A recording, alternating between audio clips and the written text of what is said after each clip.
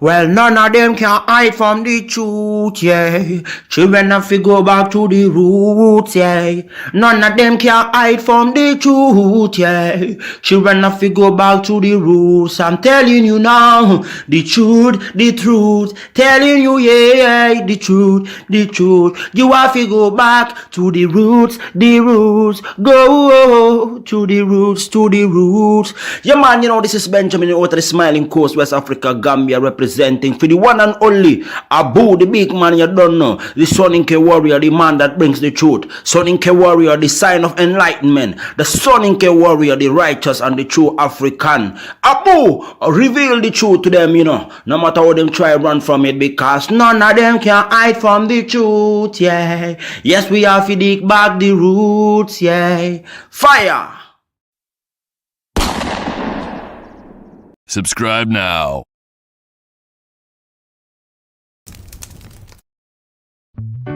I remember the days,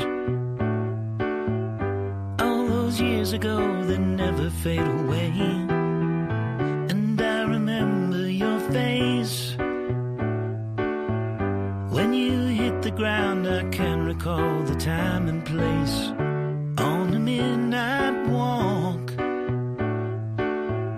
through the old streets, trying to turn back the clock to the days of old,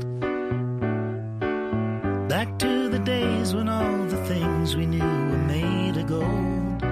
As the world moves on, time sings a song.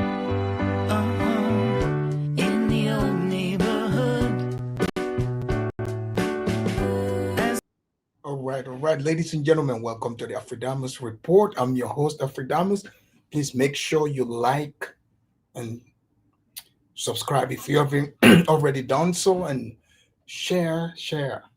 It's been a minute, ladies and gentlemen, but there's been a lot going on. I've been busy, but I can't stop the show because there's been too much show happening. My files, the file is full. So today we are going to talk about, topic: African leaders congratulated Trump.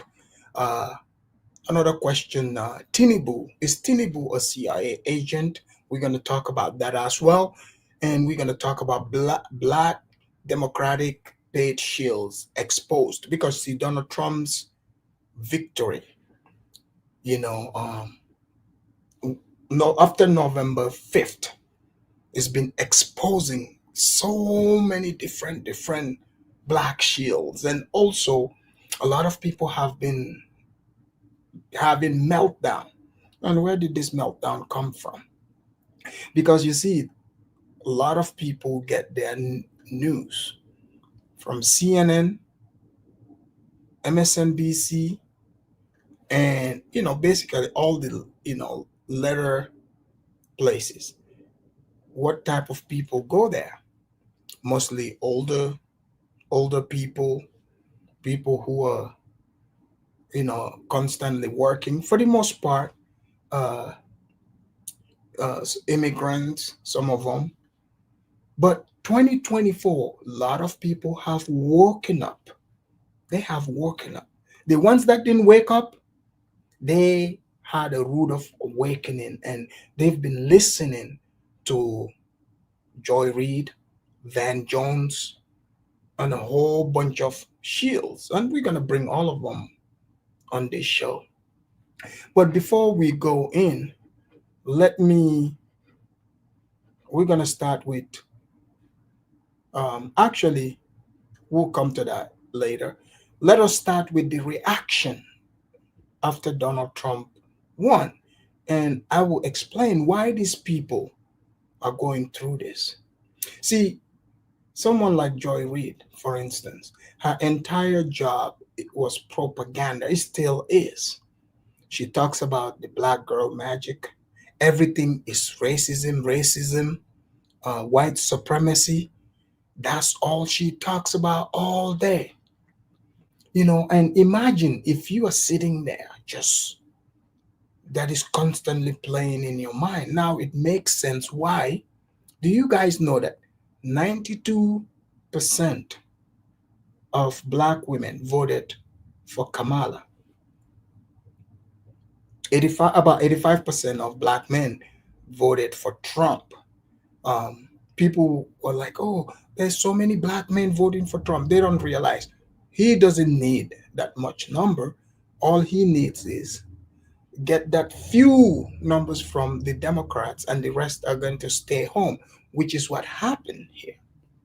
I've been talking about how the black women of America, the independent black woman, is the tool for white supremacy. They are the white supremacist tool. Because why do you think about this for a minute? Why do you think, quote unquote, Biden selected a made up black woman, an Indian passing for black, as his vice president? Why do you think he put black women in all these different, positions? Because they were used as the attack dog to go after Trump. They made them feel powerful, but little did they know they were living in delusion. So they were used to emasculate black men for many years. It's been like this, even on the plantation. The black woman is what is the right hand of white supremacy. They put them in charge to put the black man in check. And this election, this election proved it. This is why you see so many black women breaking down. They are losing it. And the black democratic shills, when they come out, who are they consoling? The black woman. Even on MSNBC, they blamed, mind you, they call black men misogynists. The Hispanic men, they call them all kinds of names. Now, all of a sudden, even if you're black, you're white supremacist because you are a man. I mean, think about that for a minute. So, so little did they know, while they were in their little echo chamber talking about white supremacy, I mean, we all over here like looking at them like, all right, since you guys want to bury your head in the sand, go ahead. So now it makes sense. Think about it. This is this proves. I don't know if black women are seeing what is happening. They don't even understand what just happened. Literally, like like it shows like their vote is irrelevant.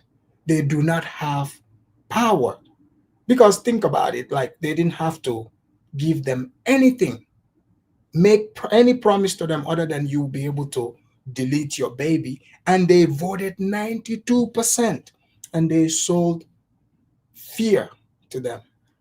This is why they put the women in charge of the black men, because the woman is operating from fear. You got all these woke black women running around here crying, talking about they don't want to mess with their families and stuff because they voted for Trump, because they gave them false illusion of power. And now they are seeing clearly, clearly what it is. And that all is done from propaganda. These people that are speaking about this blackity black thing, they are paid. Even Oprah, Joy Reid, all these people, Roland Martin, it all came out. Al Sharpton, their so-called celebrities they brought, they paid all of them. So it's not like it's genuine. It's not genuine. When these people are coming out like shaming you, telling you if you don't vote, you ain't black, you're voting for the KKK. Do you know what is gonna happen? Because they are paid. Some of them have 2 million reasons to tell you what they are telling you. Some of them have 300,000 reasons to tell you what they are telling you. Some of them have 500,000 reasons to tell you what they are telling you. I mean, Beyonce got 10 million reasons to tell you what she was telling you. I mean, it's all a hustle. It's a hustle. But hey,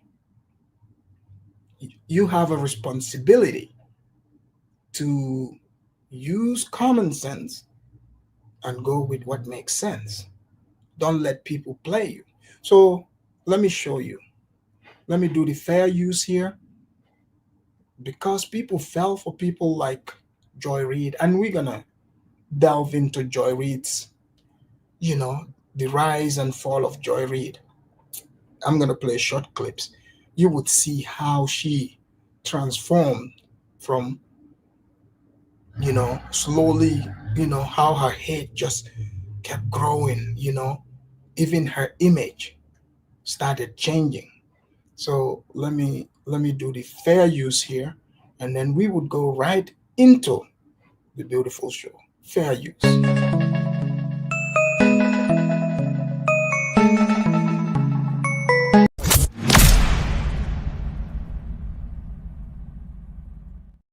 So let me show you, you know, when the people found out Hitler won.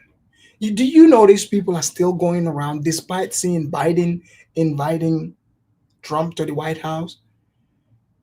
Kamala conceding. What part, their part? I don't know what they are thinking. Like, if what they were telling you is true, why would they congratulate Hitler? Ask yourself that question. You are being played. If this is the real Hitler or a fascist and they are congratulating him, so you should think. Okay? So let me show you some of the people who are not thinking right. Here we go. Get here? How did we get here? I'm done. I'm done. I'm done with you. I'm done with you and your mother and your sister. I'm just done with all of this. All I can say is how f***ing dare you. Senate race. It's not going to happen. Republican Kevin Go, Kamala. will be returning to the Senate. I chose family. I chose women. I chose America. I love you. All I've ever known politically is hatred. Oh no, it's not only known hatred. I'm not saying that those. So that's an example of what's been going on. So guys, this started back in 2016. So in 2016, when like Donald Trump came down the golden escalator, do you guys remember this? So he came down and he announced that he's going to run for president. So they're like, oh man, it's a joke. Donald Trump, he's not going to win. Even Obama is like, Donald Trump is not going to be president of this country. And then when they called the results with Hillary Clinton, Trump won. Let me show you when Trump won what Joy Reid said back in 2016. And pay attention to what she looked like. She looked like, let me not spoil it for you. Watch what she looked like back then. Hello everyone, and welcome to AM Joy. Well, we had an election, and basically everyone who predicted what the outcome was going to be was wrong, me included. So long, white whale, old friend. So Republicans, Donald Trump, congratulations. You won the White House. Yes, Hillary Clinton won about 500,000 more votes, but he won more electors. All right. So you guys see that. That is Joy Reid in 2016. Back then, she was sporting the black wig. She had the black wig. So 26, she couldn't take it. Eventually, Joy Reid started changing her image, started changing her hair. Let me show you what she and the type of wig she was sporting afterwards. a population of north of 327 million people. Why do we need more kids?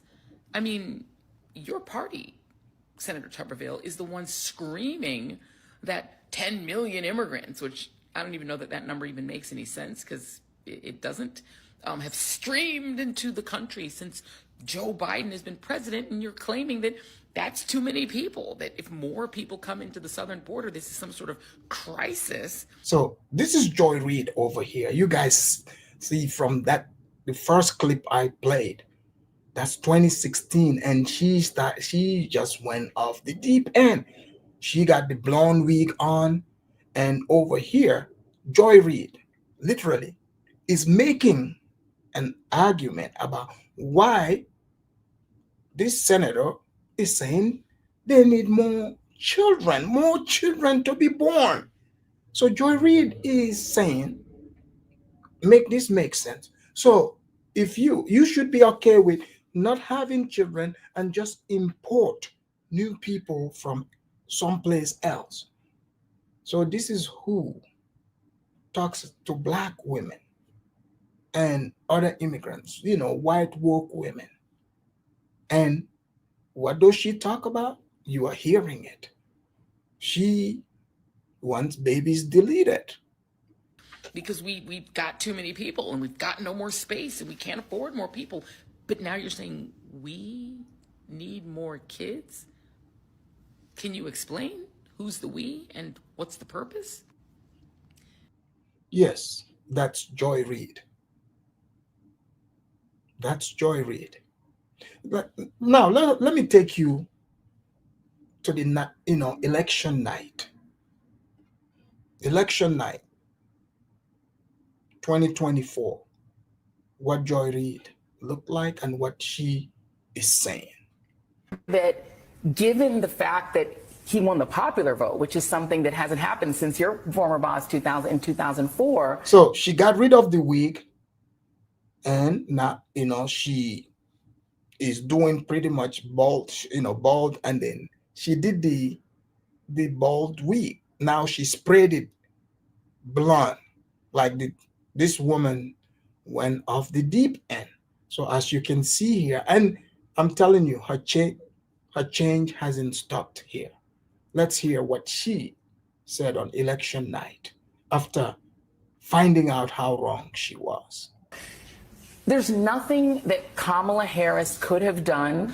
There's no other sort of tweaks to her investment strategy of her billion-dollar campaign that was picture perfect in almost every way, but for a few things you could quibble with. The not allowing the uncommitted folks to speak at the convention will be looked at as maybe that could have helped her in Michigan had she embraced, Palestinian rights supporters more. But there is no tweak that she could have done that would have stopped her from being a black woman. And we know that this... She is clearly not black. Again, so they are doubling down on this. Guys, ask yourself. For example, like Trump. We know, like pretty much, unless you're not paying attention, we know everything about Trump plus more, plus the things they made up. Okay? When did you ever see a presidential candidate running and they didn't show her neighborhood, where she's from, the people she knows? Her identity is in question and nobody can ask it. She only goes to friendly media. So something didn't smell right. But this only made sense to people like her and the people that listen to her and the 92% black women, because they just want someone to hate, right? And Donald Trump is a picture perfect person for that. He exudes strength. He doesn't care about victimhood stories. He doesn't believe in DEI. He believes that it's about merit. The best person, let the best person win. Okay? That's what he is about. You saw it in his campaign, he did not pander to anyone, which I like. This is why the blacks they've started, they try to talk about racism, but nobody cares because the person that won did not win through identity politics. And that's how it's supposed to be. So what did they do? They wanted to trick all these different groups, all the different groups, and say, oh, let us all come together. Let's, light a big bonfire. I mean, let's be honest. Guys, how many of you are willing, how many of you see yourself as belonging in the same group as Joy Reid in real life? Exactly. The type of stuff she talks about, you are not into it. So it will make sense for people who think she is a lunatic not wanting to be part of a party that she's a part of. So especially she's a mouthpiece. Oh, that's all I need. Here we go. Country has had a history of not supporting the freedom and rights of women. And even some women not supporting the freedom and rights of women broadly at the national level. And we know that this country has a deep history of anti-blackness. And when you look at the two constituencies that went hardest, that swung hardest for Trump, it was white men who we knew that's how they were going to vote. It was white women who still voted despite the deep and open disrespect shown to them by Donald Trump. So you see, these people, they want to blame voters. They talk down to people. So they play identity politics, as black as she is. So you are against white people. So if I'm a white person, do you not see how stupid it is for you to tell me to help you have power over me? Do you guys see how dumb identity politics is? So if we go in by race, because that's what they're trying to do. If we go by race, you are saying all this stuff about white people. Only a dumb white person would vote for your agenda because you're clearly telling them how you are going to use that power. So it's not going to be favorable to them. So it makes no sense. But you see, these people think people are stupid. They are so weak. What do? They want to shame you into giving them power over you. Why do you think a lot of these loser blacks are into the racism thing stuff, racism talking point? They need that because it helps them feel valuable. It helps them point finger at somebody. But you see, these next 4 years coming, we don't have to worry about all of that. Okay? And they started, oh, Trump doesn't have no black person in the cabinet. Man, you better shut up. You guys didn't vote for him. You don't get to tell him who he can pick or not. The people who didn't vote for race, they voted for the most competent person. Trump won bigly, like bigly.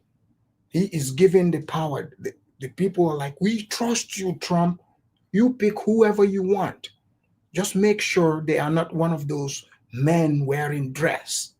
Okay? We don't need them there. We don't need people reading weird books, all men dressed up, balls hanging in front of our children. People don't need that. People don't need to be, censored, telling them, like, oh, you gotta call me he, they, them, he, she. I mean, it's like what the hell? Like you telling me men can mensurate. Oh, you know what's weird? This is the same people who claim they didn't know what a woman is. So now all of a sudden Kamala is a woman. I don't know that. I don't know what a woman is.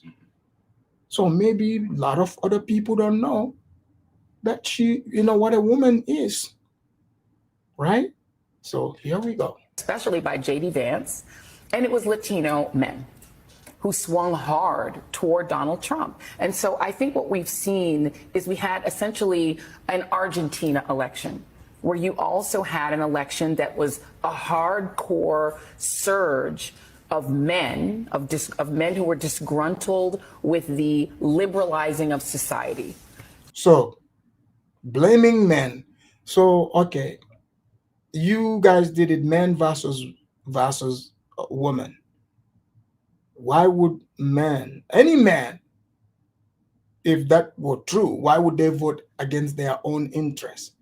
Do you see how illogical these people sound? Elections is about, policies, principle. It's about who the people want. People are going to vote for who they want. So, so these people, the men who voted, if men had voted in large numbers for Harris, those men are not disgruntled. Those are loving men.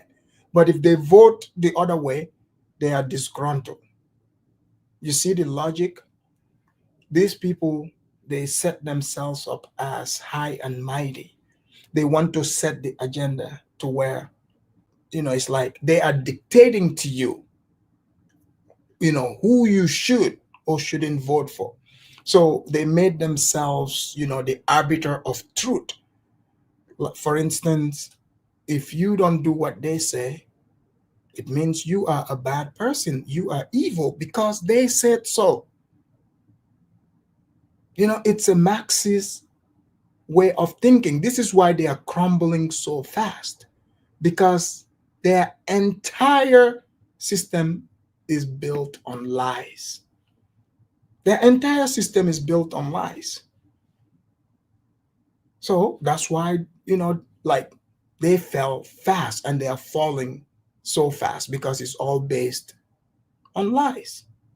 And men who want a more authoritarian form of government, more control, and less social liberalism. There's nothing she could have done to change the way those men think. Going on Joe Rogan wouldn't have helped. None of the things none of it would have changed, because she is the thing that they don't want: a black woman seeking power. Once again. So you guys hear that? So Joy Reid, everything about her, she's a race hustler. She's a race hustler. So I will show you again. Sorry, but I gotta show you guys this.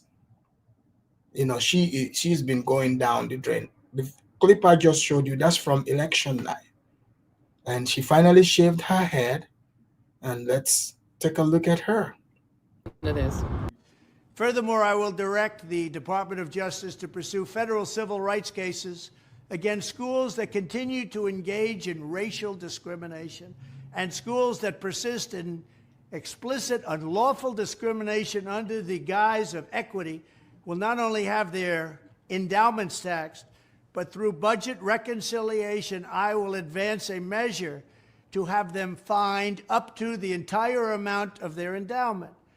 A portion of the seized funds will then be used as restitution for victims of these illegal and unjust policies that hurt our country so badly. Colleges have gotten hundreds of billions of dollars from hardworking taxpayers, and now we are going to get this anti-American insanity out of our institutions once and for all. We are going to have real education in America. Thank you. So you heard what Trump said. This made sense. Why should these institutions, be able to discriminate against anyone? Any rational person would be like, okay, this makes sense. Because, like, why do these schools have the right to, like, for instance, you send your son to school. His name is Michael, and Michael comes back. Now, all of a sudden, he is Michelle. Michael is saying it's Michelle, because some teacher there is indoctrinating your child. And they are telling you, these people are passing laws telling you, if you don't allow, for example, Michael to become Michelle, you are a hater, and therefore they can even charge you and take your son from you and change your son to to Michelle. Can you believe it? So think about it. Their focus is so much on boys. They want to change boys to girls. This is what they are obsessed with. So, yes, what Trump said is right on point. Trump is 100% correct. These people should not be able to do this to people's children. So, here we go. Now, let's hear how Joy Reid spins this. Words, reparations for white people.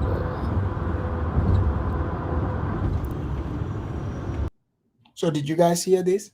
So Joy Reid is working so hard to she wants to be FBA. She's like, oh yeah, Trump is saying he's giving reparation to white people. Joy Reid truly believes black people are dumb.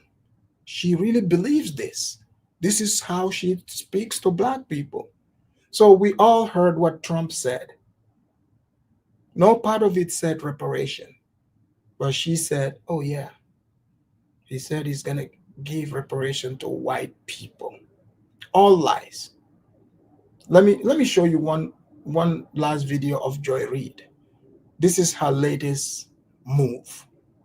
Give some free advice to the white progressives, particularly white progressive women who may be thinking about marching against the Trump victory, maybe putting back on the P-word hats and doing that thing.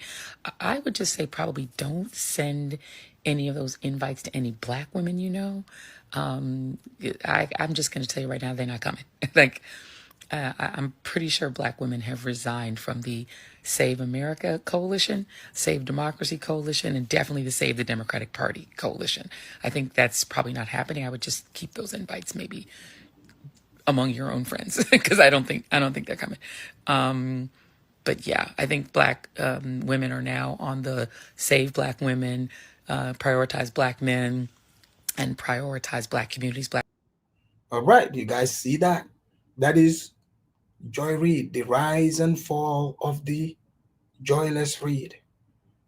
Yeah, I mean, her job, she's delusional, and she comes and delude black women. This is why you hear those black women, they always, oh, we're saving you, we're saving America. Oh yeah, we are out here marching. We would never match. Like, I don't know which black men you're saving, but that's weird. If you're going to the abortion mill, you are not the best person that anyone should talk to about saving anyone. Doesn't that make sense? Oh yeah, it's Black Lives Matter. Oh yeah, I'm gonna go march for George Floyd. Oh yeah, I'm saving black men. So every black man is a drug addict, and they're gonna use counterfeit in the store. Look, it's unfortunate what happened to him. So, but just because you were out there in that street, you walking around, you did not save anything.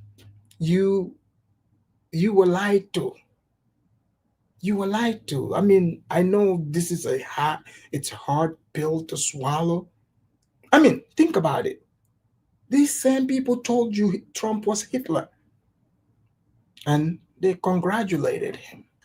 If you think Joy Reid was bad, let me show you another one.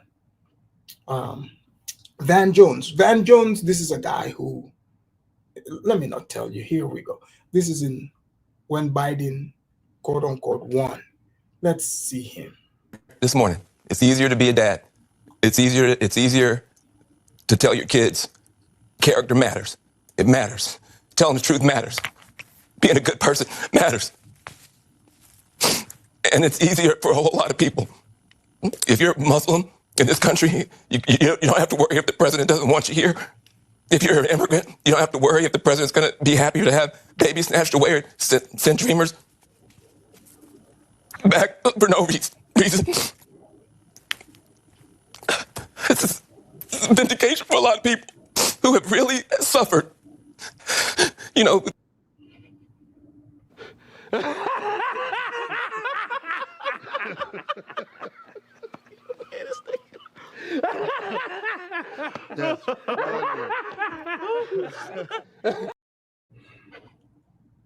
Yes, guys, that was Van Jones, guys.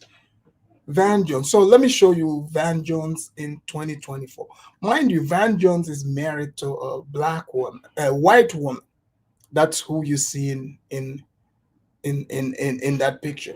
So you would swear, if you hear Van Jones speak, you would say this guy is the number one pro-black. You know, you would say, man, Van Jones is so black. He got a FBA woman. You know, she is so militant. Her name is Khadija. That's right. She changed her name from she had a white name, Jennifer. And she became so pro-black. She's all about blackness. Her name became Khadija. That's how black, she became. You would think that's the type of wife he's got. No, it's the one you seen in that photo. But let me show you what Van Jones on election day night, how he was serenading black women. Here we go. Who are hurting tonight. There are African-American women who know a little bit about being talked down to and know a little bit about having their economic dreams crushed, who tried to dream a big dream over the past couple of months. And tonight they're trading in a lot of hope for a lot of hurt. And they were hoping that maybe this time, one of their own could be seen as worthy. And once again, do you guys see this here over here? So Van Jones, none of the black women, I even just gave props to Khadija, none of them are worthy of your love.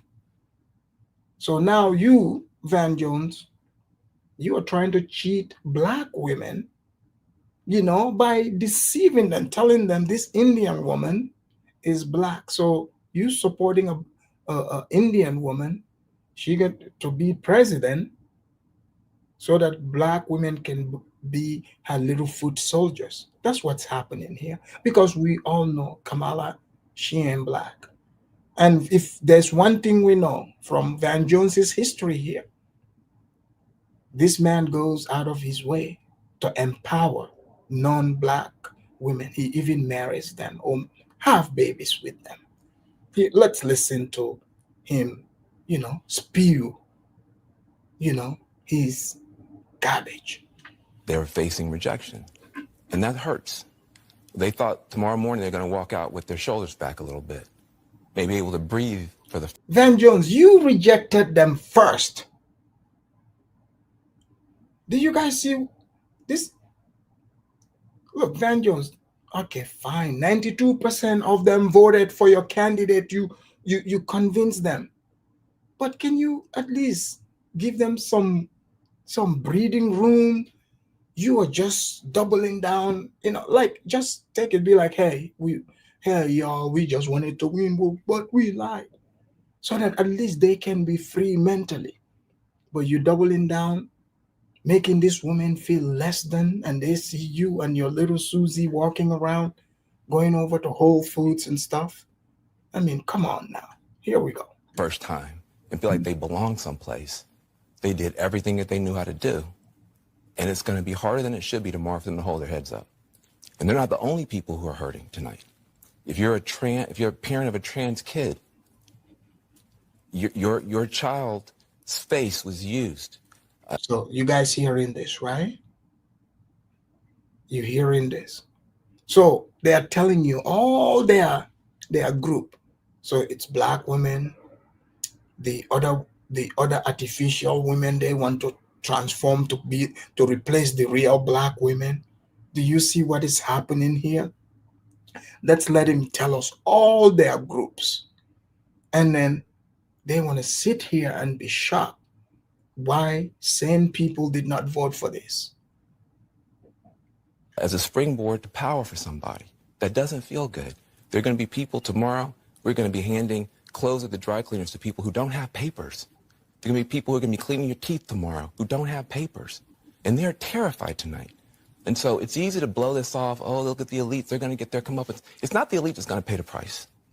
It's people who woke up this morning with a dream and are going to bed with a nightmare. And those people deserve to be respected and held. And yeah, that's Van Jones for you, clearly. So Van Jones is telling you like, oh yeah, you should feel bad because, you know, your vote is causing Jose or Maria or whoever. Yeah, it's an inconvenience to those people. So not that you clearly, Van Jones said he's for black people. You saw the black people in all these cities going crazy on their elected officials over the group that you are protecting. So imagine he is telling black people to vote against their own interests. This is crazy.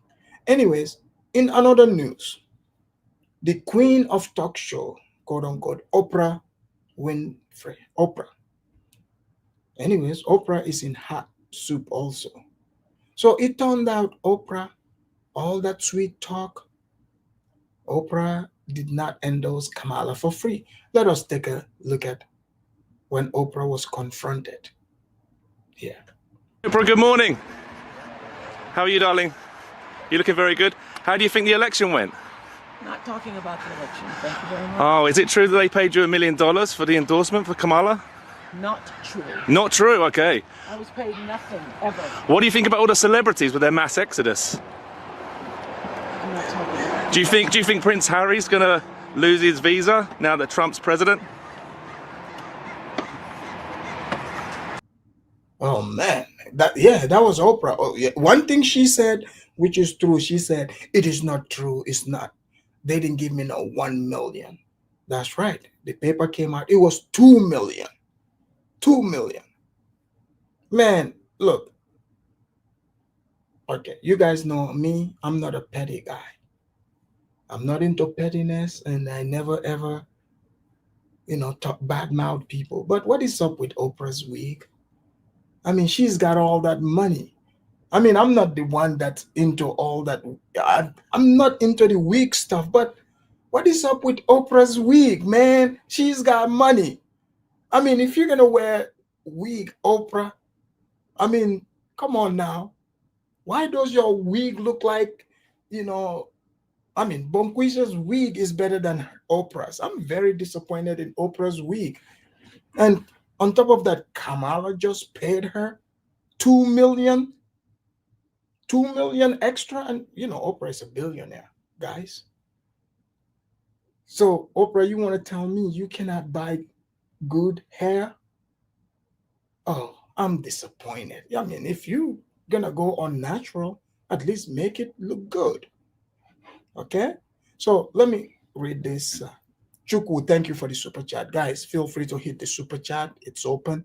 Chukwu said progressives demand a psychological assessment with their emotional problems and expect us to express pride in other people's sexuality. It's bizarre.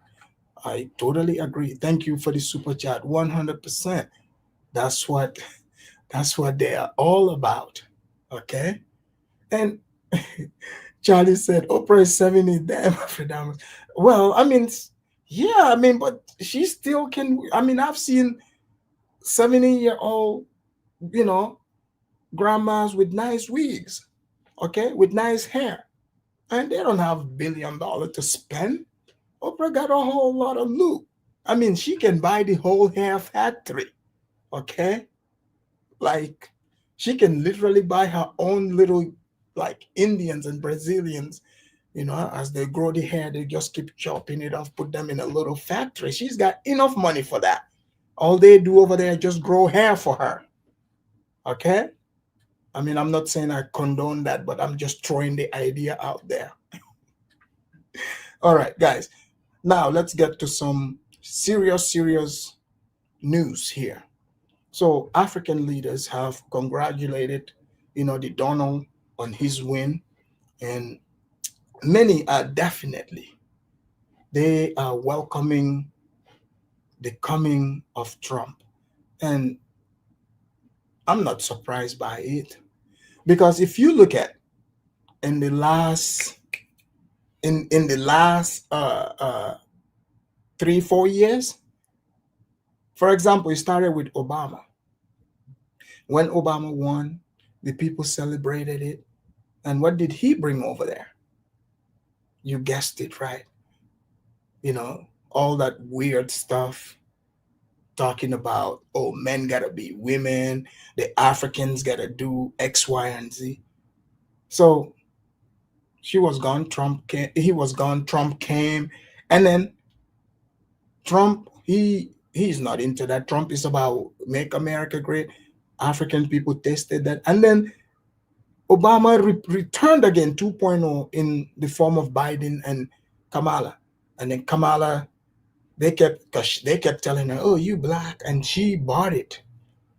She don't realize over in Africa, we don't give a damn. You can be as black as charcoal. But the moment you start talking about all that weird stuff, like, I mean, we would tell you the truth, man. You better you better take that elsewhere. And that's what they did. So the Africans are not happy with this administration because, it's like these people want to force, their lifestyle on Africans, and it's like strong arming Africans is not going well.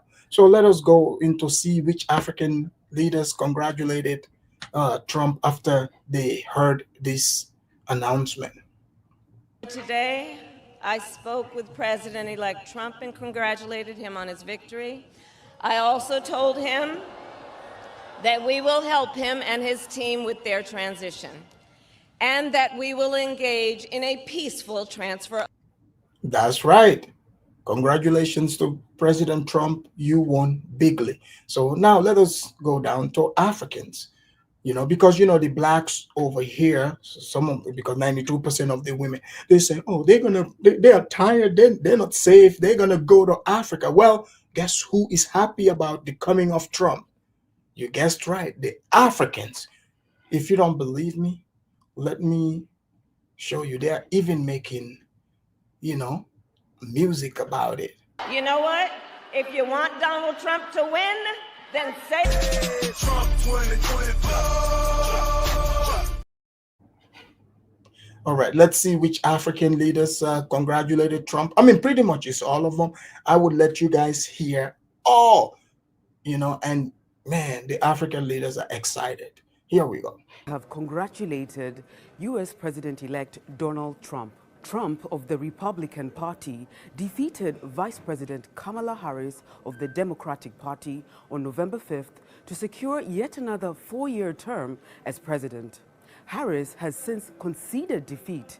Preliminary results showed that Trump, who previously served as president from 2017 to 2021, comfortably crossed the 270 Electoral College votes mark to win a new mandate as USA's 47th president. And now, let's take a look at some of the congratulatory messages sent to Trump by African leaders. Nigeria's President Bola Tinubu said Trump's presidency would usher in an era of earnest, beneficial and reciprocal economic and development partnerships. South Africa's President Cyril Ramaphosa said his country was looking forward to continuing the close and mutually beneficial partnerships with the U.S. Egypt's President Abdel Fattah el-Sisi said, I wish Trump all the best and success in achieving the interests of the American people. Kenya's President William Ruto. So far, these are all these countries, mind you, these are the big countries in Africa. From big, small, all of it, they are happy. Tinubu said he's happy. General Al-Fattah al-Sisi of Egypt is happy. Here's the thing. If you look at it, even countries that are enemies to each other, all those leaders congratulated Trump. And, maybe this would bring unity. It will bring unity. Let me let you guys hear more from the great leaders in Africa. William Ruto did his part too. Termed Trump's victory a testament to the firm resolve of the American people to repose confidence in the president-elect's visionary, bold, and innovative leadership. Ethiopia's Prime Minister Abiy Ahmed told Trump, "I look forward to working together to further strengthen the relationship between our two countries." Rwanda's So you see that Egypt and Ethiopia, they have their beef, but they have something in common now: love in Trump. And he's looking forward to working with Trump, and Al-Sisi is also looking forward to working with Trump. So hopefully peace can come. President Paul Kagame said Trump's clear message has been that the U.S. should be a partner of choice that attracts by the force of its example rather than by imposing its views and ways of life on others. Did you guys hear this? Kagame hit it. The U.S. is a great partner, but they don't need to force their way of life on other people. So you remember when Biden, quote unquote, won and Kamala? You didn't hear all this type of congratulations. So I'm telling you, people did not like this Biden and they're, like imposing their will on other people. Here we go. Somalia's President Hassan Sheikh Mohamud told Trump he looks forward to continuing the two nations' partnerships to advance peace and security. Zimbabwe's President Emerson Mnangagwa said his country stands ready to work with Trump to build a better and more peaceful world. President Felix Tshisekedi of the Democratic Republic of Congo said he was ready to deepen the strategic partnerships between DRC and the U.S. Sierra Leone's President Julius Maada Bio said his country looks forward to working with the U.S. to deepen friendly bilateral relations. And I know some of the jealous blacks are going to be like, oh, look at the Africans tap dancing. Didn't I tell you guys that our people, we don't go by emotions? So all these congratulations is coming from North, East, West, South, even Somalia, all these countries. Okay? So I get it. Some of the ones that think that we are in a competition with them about tap dancing. No, we don't tap dance. The Africans, they know what the deal is. So let's hear more of the congratulations. So those of you that said you're gonna be running to Africa, you better not be going over there, bringing all these democratic talking points there. Now you're seeing Africa is Trump continent. So if you go in there, you better wear your red hat, and go in. But if you come in there, doing all these rainbow coalition thing, like painting your hair with rainbow colors, they're not into that stuff. I'm just giving you heads up. Okay? So Africa had gone Trump. You're hearing it. Because if I didn't play this, people be like, oh, Afridamus, you just a tap dancer, you making it up. No. Trump did not only do the landslide in the US, he didn't only turn the US red. Africa is red now. Here we go. Zambia's President Hakainde Hichilema said Trump's historic achievement demonstrates the people's freedom to choose their leaders. Liberia's President Joseph Boakai told Trump that Liberia stands ready to further enhance and rekindle its bilateral relations with the U.S. Burundi's President Evariste Ndayishimiye said, I look forward to strengthening the Burundi-USA cooperation. Malawi's President Lazarus Chakwera said he wishes Trump profound success. Tanzania's President Samia Suluhu told Trump that he has her best wishes. Djibouti's President Ismail Omar Gele said he's optimistic Trump's leadership will bring new opportunities for the United States. Senegal's President Bassirou Diomaye Faye congratulated Trump, saying, I'm committed to strengthening cooperation between our two countries. Eritrea's President Isaias Afwerki. And this lady, you did not read Gambia's. I'm going to read Gambia's here, okay? Because here's the thing. You are naming all these countries, you are skipping Gambia, and Gambia is right there with Senegal, and making it seem like we do not care about Trump winning. Adama Barrow of the Republic of the Gambia, here's what he says about Trump. We are very, very happy and excited to see you back in office. And we are looking forward to working with you, and we're going to push our people to continue, to make Gambia great again. You have been a great role model for Gambia. And if there is any way, if the blacks are afraid of communicating with you, we are more than happy to lead the way to facilitate this communication. Let's continue. Worky said he has a firm belief Trump's presidency will open a new chapter in constructive relations. Gabon's transitional president, Brice Oligui Nguema, said Trump's new mandate will provide the opportunity to deepen our relation. Ghana's President Nana Akufo-Addo told... I know you guys were waiting. You didn't think Nana Akufo would do it, do you? But Nana Akufo is on top of it. Trump, know that Ghana stands ready to work alongside you. Cameroon's President Paul Biya described Trump's victory as brilliant. Did you guys see that? Paul Biya is like, Trump, that's brilliant. Over there in Cameroon, like he's been the president, like forever, no changes. So that's why he said brilliant. He's basically the king of Cameroon. So all those Cameroonians, they over here hating on Paul Biya, talking about, oh man, Paul Biya, he don't want to leave power. We're going to go start our own little kingdom and call it Amazonia. How is that working out? Here we go. While Cote d'Ivoire's President Alassane Ouattara said Trump's win offers the African nation another opportunity to strengthen historical links of friendship. Comoros, Madagascar, and Togo also sent their congratulation messages. Sudan's transitional president Abdel Fattah al-Burhan told Trump, I look forward to developing relations between our two countries. There you have it. So that's all, the African leaders. Katsi Kali said, foreign heads of state congratulating a president-elect, standard diplomatic protocol. These messages go out no matter who's like, quit the cat. You see, this is what I'm saying. He is another hater. He cannot stand it. Why don't you, sir, you want to tell me these are the beautiful words they used when they were congratulating Biden when he came in? I highly doubt it. Okay?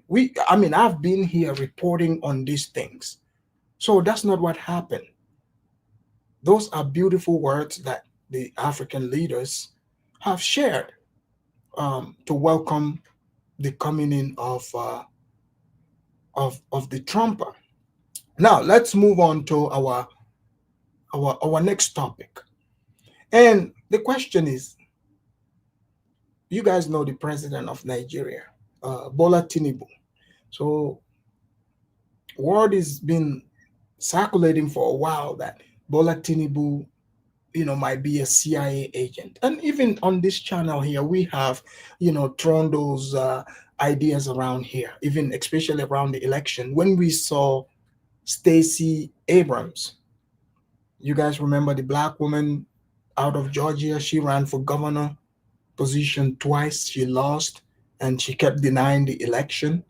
Yes, that lady, two-time loser. So we saw her, got sent to Nigeria to go, quote unquote, conduct election. And then right away, Tinubu won. And I'm not saying Tinubu didn't win fairly. Only the Nigerians know that. And some of us that dig into this. So let us hear what is being said about Bola Tinubu. Here we go.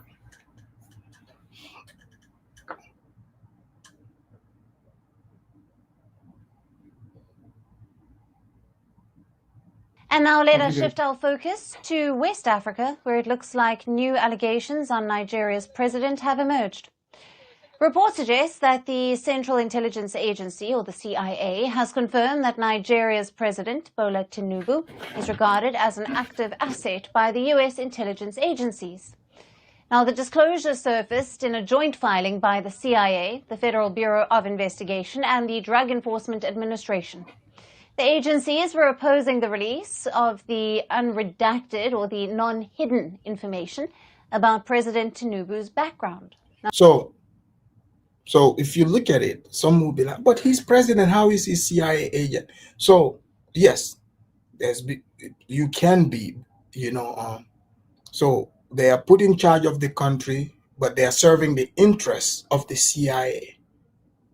For example, like Mobutu was a CIA agent until they betrayed him, right? So usually it's like they have something on you and they would use that. So Niger, the country over next to Nigeria, their president, Bazoum is also a secret agent for the French. The other president for Nigeria, Olusegun Obasanjo, he also was rumored to be a French secret asset. William Ruto is also accused of being a CIA agent, and Nana Akufo, Ouattara, some of them are in the French quarter, some in the English. So, but now we are seeing it straight in the news. So let's hear what they gotta say. According to the Nigerian journalist David Hundeyin, who has spearheaded the efforts for full transparency, the American agency submitted a memorandum citing Tinubu's status as a... This Nigerian journalist, this guy here, I have gotten into it with this guy before on Twitter. I'm surprised they highlighting he's writing. The guy is very close-minded, thin-skinned. If they were not showing papers, I wouldn't even listen, because the guy was so touchy-feely. Like, he sounded like some of these people who are not part of reality. If you question the things he is saying, he goes off. So this topic, I remember a while back, he was talking about how Tinubu is a drug dealer, was a drug dealer. So I was asking him questions like, how did he know these? Where's the proof? And he started accusing me of being some sort of Nigerian agent, but I'm pretending to not be from Nigeria. Like, the guy was so irrational, and he blocked me eventually. But it looks like the guy didn't give up. He's been talking about this for a while. That I gotta give it to him. He has been. But here we go. CIA asset. The CIA's memorandum underscored the importance of safeguarding its intelligence partnerships. It stated that human sources can be expected to furnish information to the CIA, and only when they are confident the CIA will do everything in its power to prevent the public disclosure of their cooperation. Now, this has sparked a huge debate about whether President Tinubu is a CIA agent or not. Now, 72-year-old Bola Tinubu has been serving as the president of Nigeria since 2023. President Tinubu is criticized as the flying president for the frequent visits that he takes outside of his country. He had forfeited about $460,000 to the city of Illinois in the United States in 1993 after an investigation linked him to drug trafficking activities. So I guess Tinubu, before he was president, he used to live in Chicago. He was investigated, for drug trafficking. So that's all coming out. So guys, the link is in the chat. Hit the link, join me. I won't be here too long, so please hit the link, if you want to, give your 2 cents. But I'll continue playing this. But in April of 2023, Tinubu's party, the All Progressives Congress, told the Presidential Election Tribunal that he was of no interest to the U.S. government, as the 31-year-old civil forfeiture case was not against him, but against the money that they said was found in 10 bank accounts that were opened in his name. Now, this came as Tinubu's candidacy was challenged by other presidential election contenders. And now the party's claim prompted Nigerian journalist David Hayden and the US-based legal data website Plain Sites owner Aaron Greenspan to file a Freedom of Information Act request to the FBI, the CIA, and the DEA to seek more information on the US government's interest on Bolo Tinubu. So this is being uncovered from public information. Like you can, put in request, to get this information. So this is what David Hayden did. So that's what they're talking about. Chukwu said Tinubu got caught trafficking and made a deal to become a foreign puppet in exchange for his freedom. Chukwu, that's what it sounds like, happened. Like, because, I mean, it's weird. Like, like the excuse that Tinubu is giving. He said, no, it's just they open up bank accounts in his name, like 10 bank accounts. 10 bank accounts, like in Chicago. Page said Tinubu is a Chicago gangster turned African president. What a magical story. Let's continue. Now the DEA has also supported the CIA's position, asserting that while citizens have the right to transparency about what their government was up to, they are not entitled to unrestricted access about President Tinubu. The report confirmation triggered a mixed set of reactions on social media, with David Hundeyan claiming that the US intelligence support for certain African leaders has contributed to regional instability. Now, some users on...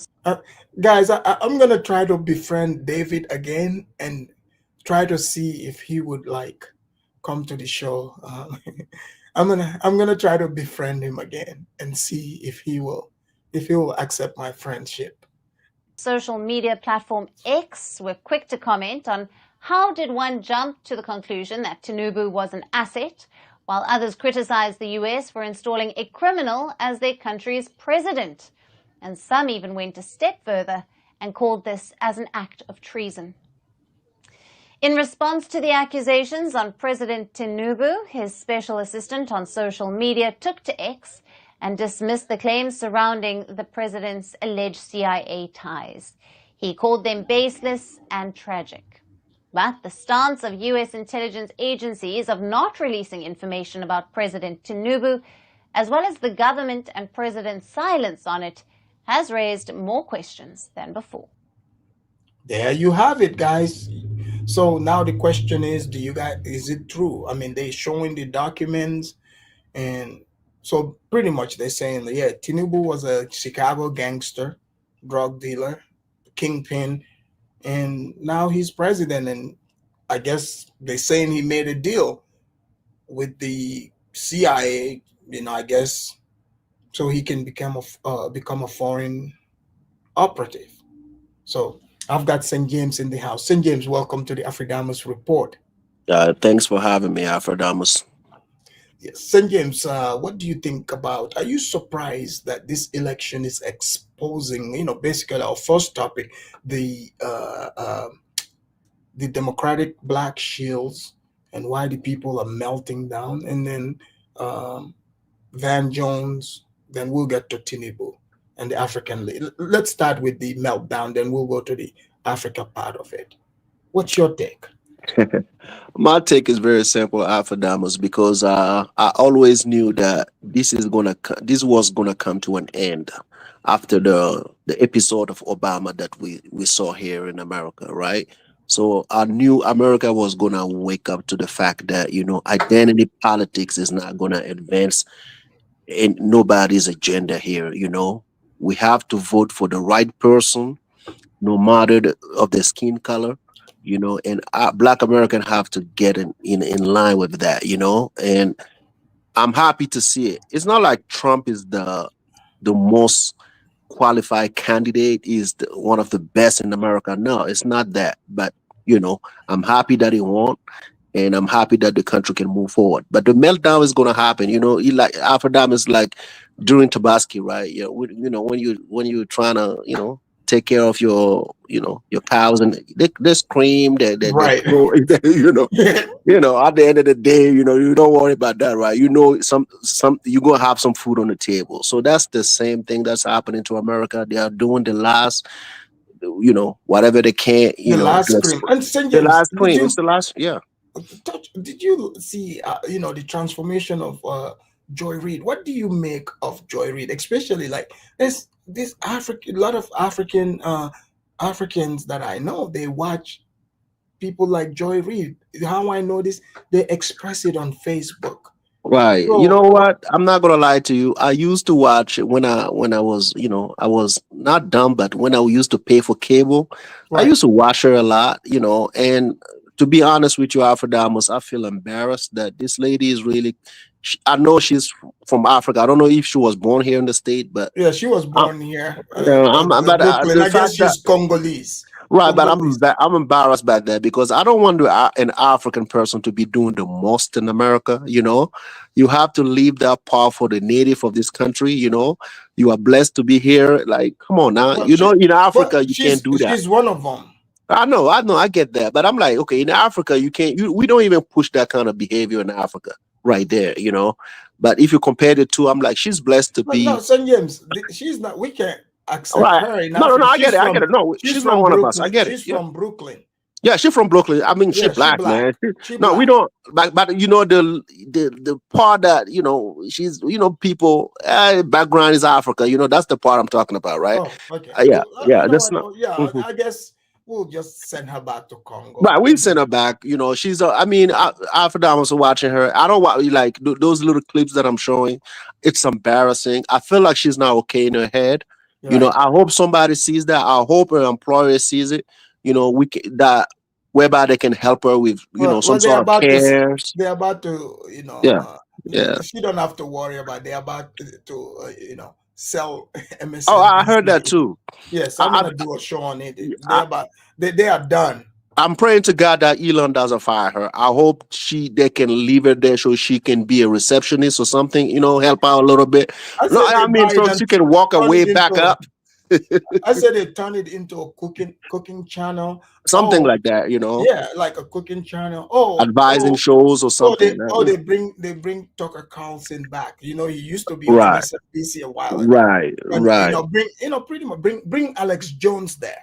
Something, something like that. That would be a that would be a Yeah, great I think they lost. All of them lost their mind, right? Van Jones and that group of this group, right? The Bakari Sellers, the Van Jones, Angela Rice, But Dyson. this That's the is their same hustle. group.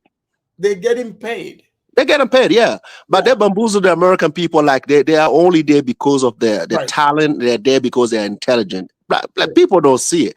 People don't know these people get paid well to be on these TV shows, to push their books, push their whatever to anybody that wants to listen.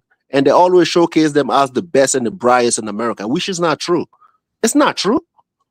St. James, these people are woke. This is why they're crumbling. Because St. James, are you surprised that Van Jones doesn't have a black woman as his No, I'm not surprised, right? There was a show where people were talking about, I'm just gonna draw a parallel that Africans worship white women, The amount of the issue is that in America, right, the percentage of black Americans that date white women is way more than Africans. It's a fact. There's more of them here in America. Is more of them that date whites. They worship white. They but they pretend to be hateful towards white. But if you look at it, they worship white people. Trust me, they do. Right. And as African, we on the back looking at them. We know the kind of game they play. Like these people always come here and talk about African worship. Africa's gonna do what he's gonna do to get by. But these people, they just live with them for 500 years, man. So they come on, man, worshiping, that's them. This Van John, come on, man, they worship white people way more than anybody else. Alfredamus, when I came to Colorado, right, one of my best friends is a black American. He was a football player. He's the one that told me most of the players in his team, when they made it, all of them got black girlfriend. When they made it, all of them dumped their black girlfriend. They got white. Black American guy. He told me that. He's like, yeah, that was the culture. We saw that if we get with white women, we're gonna get more than if we are with our black women. That's a black American who told me that. I was like, God damn, seriously? He's like, yeah, that's what we do. But to hear black American talk about Africans worship white, I'm like, seriously? This is within your community, man. That's what Van Jones did. That's this what has they do been to advance. so that's the history for you. That's the history, man. We can't lie to one another. Let's keep it on wax, man. Yeah. Yeah, for Tinubu, right? Alpha this is known, right? If you look at ECOWAS, right? ECOWAS was created mostly by a president that took over power by force. If you look at it, most of them were military people, until the elected president, the so-called Democrat, came into power, and they sold ECOWAS. You can go back to 1991 till now. Right. That's why you got the Ouattara, the Tinubus. Now you got the Akufo-Addos. But Tinubu is new It's new, but he's been he was being groomed in America. If you look at Tinubu, the same for Ouattara. Ouattara went to school in the state, right? Okay. Yeah, Ouattara studied here in America, in Philadelphia. Yeah. He studied there and then went to I believe that was IMF or the World Bank.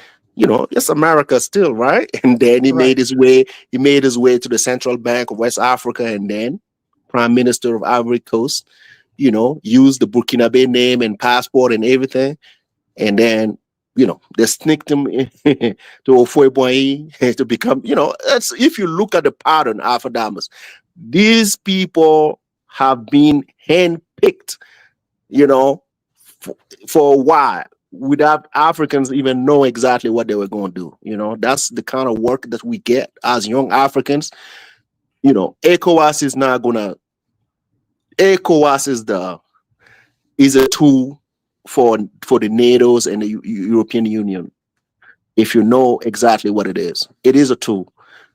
African have no voice or no say in it. As far as because there's many Nigerians, some of them that deny, no, Tinubu is being accused, but you can do freedom of information, and which is what they did here. And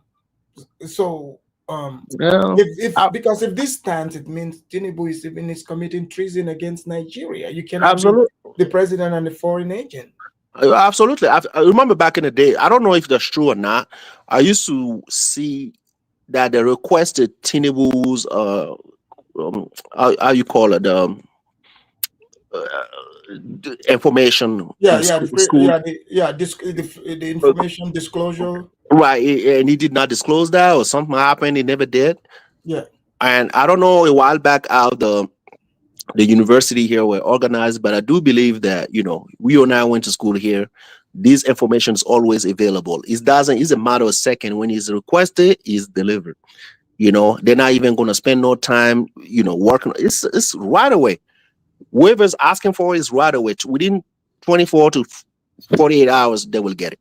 So when I was checking the news, and I was like, oh, these people are not getting Tinubu's and for school's information. I'm like, why?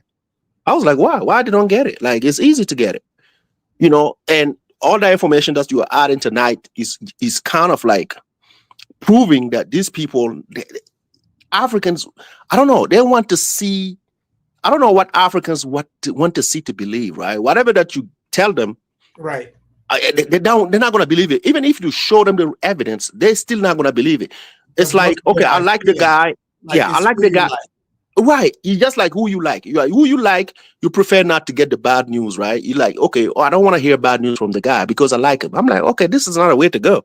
If that's evidence, the evidence prove it, you have to believe it. If the evidence doesn't, corroborate it, then you don't have to believe it. But Africans don't go by that. They go by who you love, who you don't love. So I'm like, okay, whatever. The same thing for all. Do you think anything would come of it? Something will come out of it. After Damas, you remember when ECOWAS was getting ready to attack Nigeria? Remember that, right? Right. And Traore said we had some of the European in the Ivory Coast and certain part in Africa getting ready to accompany ECOWAS. You remember that, right? Right. Have you seen Africans on YouTube, right? Oh no, this is a liar. These presidents are dictators, right? One of the advisor of Macron, the president of France, 2 weeks ago said the same thing. There was 2,000 French soldiers in Ivory Coast getting ready to go with ECOWAS to attack Niger. None of the African YouTubers put that on their shows. And I was sitting there. They don't do investigations. They don't do investigation. I was like, okay, as when long these as the president, whites, if the white people don't talk about it, right? You know, it didn't happen. So if they have their troops, why would they announce it? Right. So when that guy said it, I was looking at all these naysayers about the AES, about all these people who talk bad about AES, right? None of them said anything. When that guy, he did it. That was a red herring in Paris. He said it out of his own mouth. We have soldiers ready to go with ECOWAS to attack Niger. None of them said it. None of them. Okay, this president was saying, we don't own ECOWAS. We don't even own our countries. Africans, wake up. We don't own West Africa. So let's stop. Let's stop the bull crap. We don't own nothing. So let's stop it and then come to the table so we can agree on something. ECOWAS is not for us. It's a tool for the Western countries. So, okay, now that you see like Trump is back, I mean, he hasn't been sworn in yet, but he's president-elect, and you see all the leaders congratulating him. And do you foresee that, like, because you just mentioned the ECOWAS AES thing, do you think, without, like with Trump being, when Trump starts in January, eventually this would diminish the French power, of trying to pursue this military endeavor and try to put pressure on West Africans? Do you think Trump, because the French are doing it with American support, do you think Trump will support the French to continue this, or this is about to come to an end, sort of? I believe Trump has a lot on his table when it comes to that, and I hope that he get the right information. I don't think Trump is all about any kind of democracy, like the traditional way of getting to power, right? When it comes to Africa, I understand. You understand the nuances when it comes to Africa. We have been colonized. We have been through a lot, right? So Trump wouldn't mind a president who's there doing the right thing. No, of course he doesn't mind it, but like what I'm saying, because his policy, he's America first, right? So because the French, what they are doing there, they need American support. So because of Trump's attitude about, hey, we want to stay out of other people's business, do you hope he would push that? Because like hopefully him and Putin, they're gonna have a good relationship, and places like this Sahel, Putin can serve as because Trump would not want to interfere with what he's got going on. Right, like what you said, right? In this AAS situation, right? Trump is going to ask the question, what is American interest in that region? Yes, he would ask that. Right. What is the interest? I don't think America has a big of an interest in that region. They really don't. The French do, though. Right. So the French do. So it's going to ask, what is your business dealing with in these nations? Why these people are not trying to have you come back in their land? If what they have, if Trump sees Russia, he knows he's going to side with Russia against the European. Honestly, he's going to do that because he knows we have been colonized by these French. So if we have issue with them, it's not the Africans, it's these people.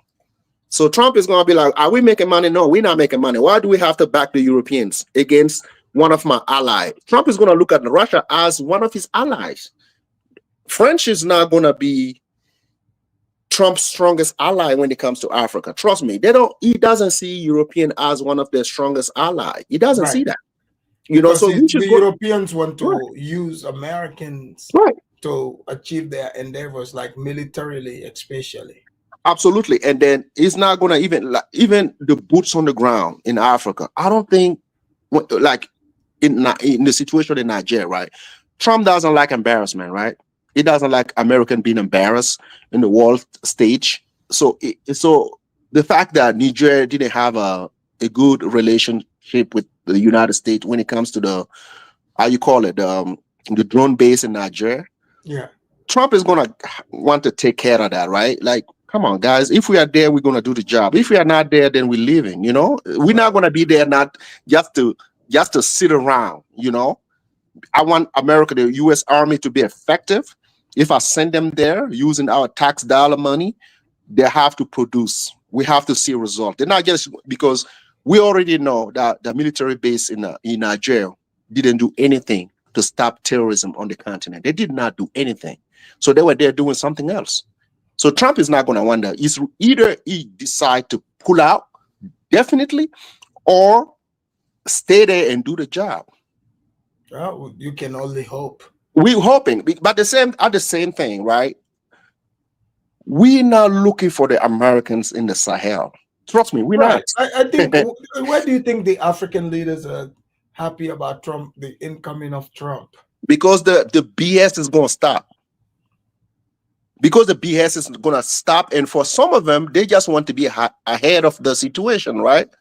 So, right, you want to keep going with the BS, then you can do that. Trump is not going to want to, continue with that. So they're looking at, oh yeah, it's time for me to just. It's like you trying to upgrade, right? And you want someone that the person that you want to impress to see that you are upgrading. So these are what the African president are doing. That we want to upgrade. So we can get, on the best side of America. And Trump is like, okay, show me how you can do that so I can, accompany you. So that's what they're trying to do. I think because Trump don't care about trying to tell them what to do. No. It's like no. you do you, we doing us over here. Right. But the Africans always want to be praised, right? Sometimes they want the validation from the West as well. Yeah, absolutely. Yeah. Absolutely. That's why that's why they're congratulating Trump, and inside the home, they might be saying something different. Think some of the blacks are gonna say the African presidents are tap dancing? Somehow, because it's diplomacy, you get to congratulate the newcomer. It's a tradition. It's nothing. It's not. There is no substance behind it. It's just. But they can say tap dancing. Like they did it. They do the same, So they're just calling it for what it is. I'm not mad at it. But Afro-Damas, to be honest with you, like to end wokeness and the blackity black situation in America, if you really want my opinion, right? Yeah, go for it. Africans have to be the spokesperson for Black American for a minute, So yes, we do. Like, okay, we are in Afro-Damas, regardless of what's going on in Africa. I want to hear right? this. Okay, regardless of what's going on, we don't do blackity black in Africa. We don't do wokeness in Africa. So we have an edge over Black. Well, there are some Africans that are woke. They do, but in general, we don't. So we have an edge over Black American when it comes to that. So most Black American, you see 92% of Black women voted for Kamala. This is bad. Yes. So he goes to tell you any one out of the two of one, like Black women voted for that lady. It's crazy.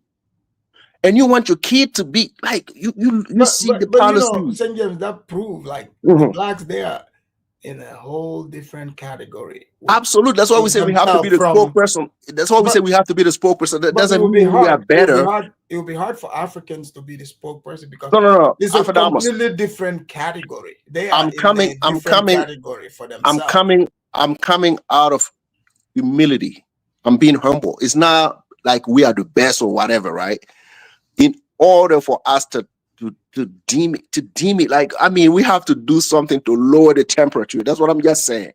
Like we have this conversation, right? You go outside, you talk to Africans like about democracy. You talk about it. It is a catchword. Democracy, good governance. They don't know whatever that's going on behind it.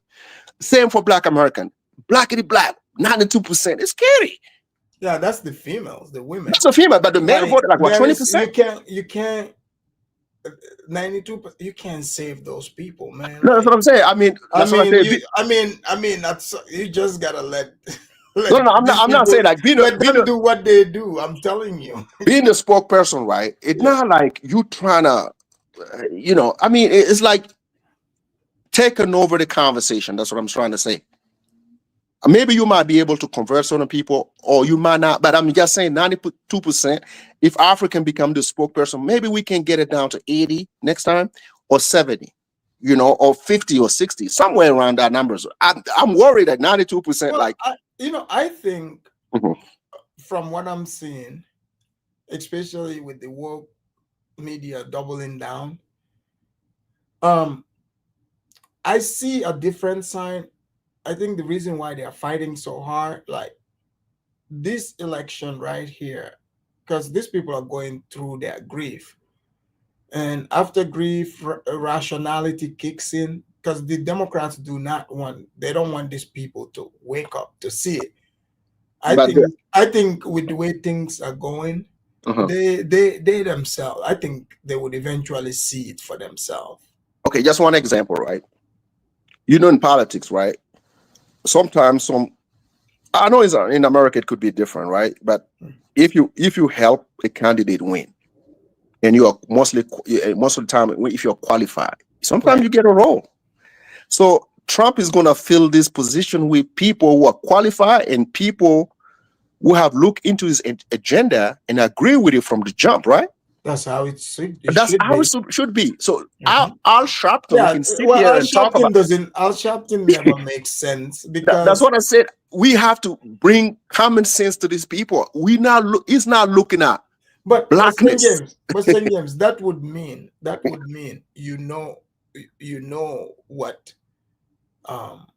that would mean you believe that you have the same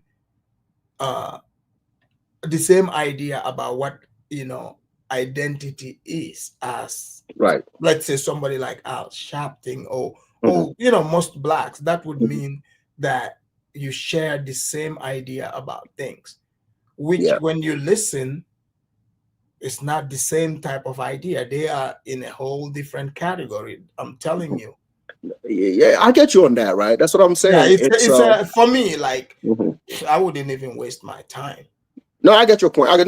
I'm doing this for the sake of the conversation on YouTube. Right? I know it's not gonna be. Nah, I don't.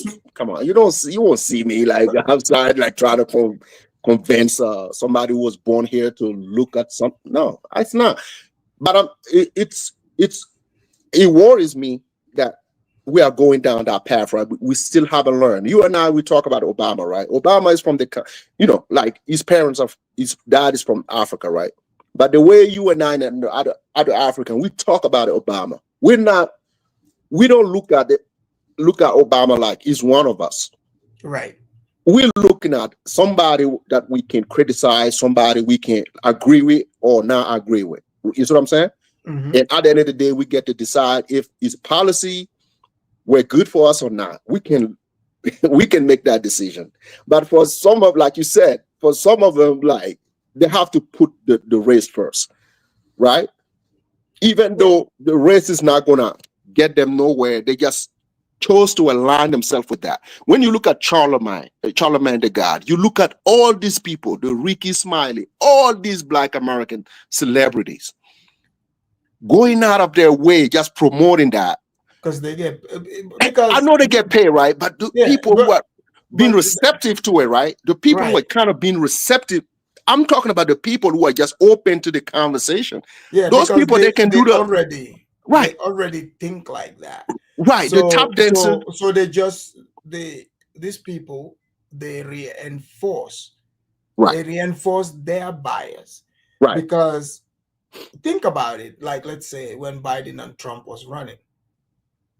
Biden and Trump are both white. They both right, man. Mm-hmm. But they're telling you, if you vote for Trump, you're racist, because they would say blanketly, oh, all white people are racist, right? So they get to decide for you which white person is racist and who isn't. Right. So if you're someone who don't think along racial lines, you don't care, you want like you go with who can do the job, who's qualified, right? Right. And it helps also to some people go by the person they like. Yeah. But they are forcing how like their thought process on you to base it off of to say, okay, you look like me, so therefore, because that's what they sell. You look like me, the same skin color, so therefore this is where I'm at. So if you don't support me, then that makes you evil. And then they flip it again. They go to white women and say, okay, because Kamala is a female, you're supposed to vote for her. So they use these little identities, and then they say to the when they get to Hispanic, they would say, oh, you guys are colored people, you should. So these people just form their own idea, and then they come and Trying force to it on force you you. to Yeah, align. they are Yeah. forcing you to align Yeah. with them, like. So It's very you know, toxic. a lot of people in America, especially of the black persuasion, historically, go along with what is mostly promoted in the media. Yeah, And so they're using the race as a brand, right? yes, So it's it a has to, brand. it's a brand. So that's what I said in the chat, right? The race is a brand in America, and it's been promoted every 4 years for the people, the blacks in America, and to see it, right? Obama is the greatest race hustler there is. Race hustler, He hustled Africa, his way to the right? Oval Office. Al But Sharpton and all these other people, they've been race hustling for years, for years. yeah, He he pulled got his the ultimate. grandchildren. Yeah, He he got his pulled the grandchildren doing it. The time Tamika Mallory, the my sons. So he just trained these people to just continue the journey, right, into race hustling. But Alfred Thomas, my question: look at this here. You see in America the race hustling, the race identity politics, right? That's the same America that wants to go to Africa and talk about tribalism. Yeah. You see, that's what these some Well, I of these don't guys, engage they that got much. channels, right? They got channels, and they talk every night. Well, they And don't they understand. They don't look to talk about tribe, right? You have to understand, the concept of what tribe is. It's not. It's nothing that most of these people even understand. they don't They understand. don't. Like you have to know the language. You have to know the culture. The start is if you acknowledge that the languages are different, people, Absolutely. different ethnic groups, right? Yeah.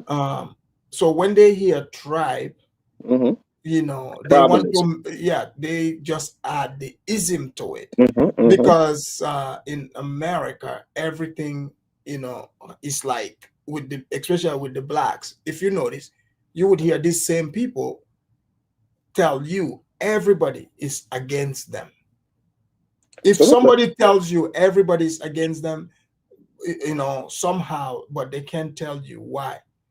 At some point you should be able to, like, if everybody you think they're against you, maybe it's possible you look in the mirror, you might be the problem. No, after Right? that, everybody is against you, right? Right. That on the flip side, everybody loves you, Right. right? That's what has been said here in America. Mm-hmm. Everybody hates us, but everybody love our culture. Right. You see what you get? Like you get two opposite thing at the same time.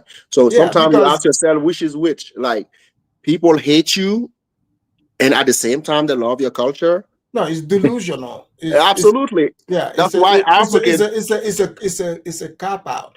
It's a Like cop out. they are coping. So Yeah. this is why, like, the Democrats, they hone in on that. They know, like, a lot of black people here, they go by symbolism because they can even convince grown people to believe because Right. LeBron James is doing something. They are also a LeBron.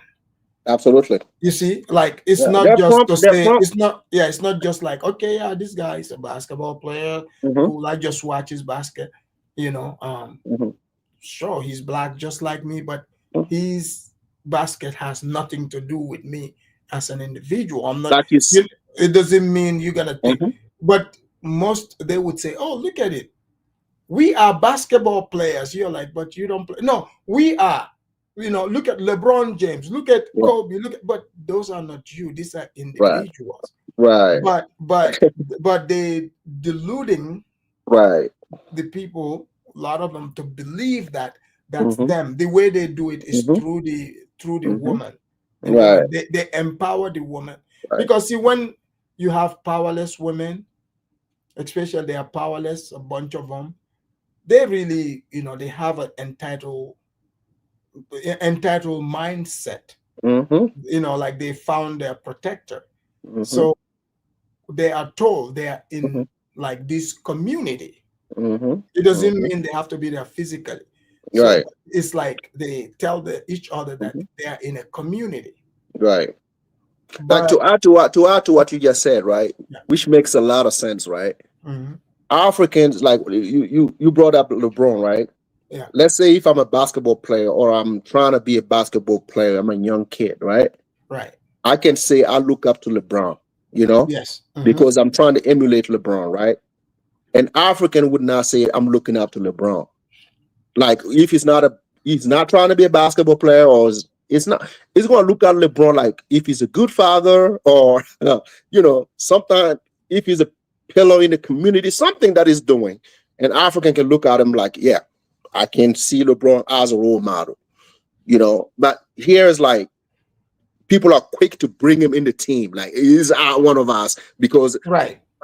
You look at it like, yeah, but do you know if he's on a different team? You don't know that because it says these things and you believe it is on your team, but in fact, his act don't show that he's with you, you know.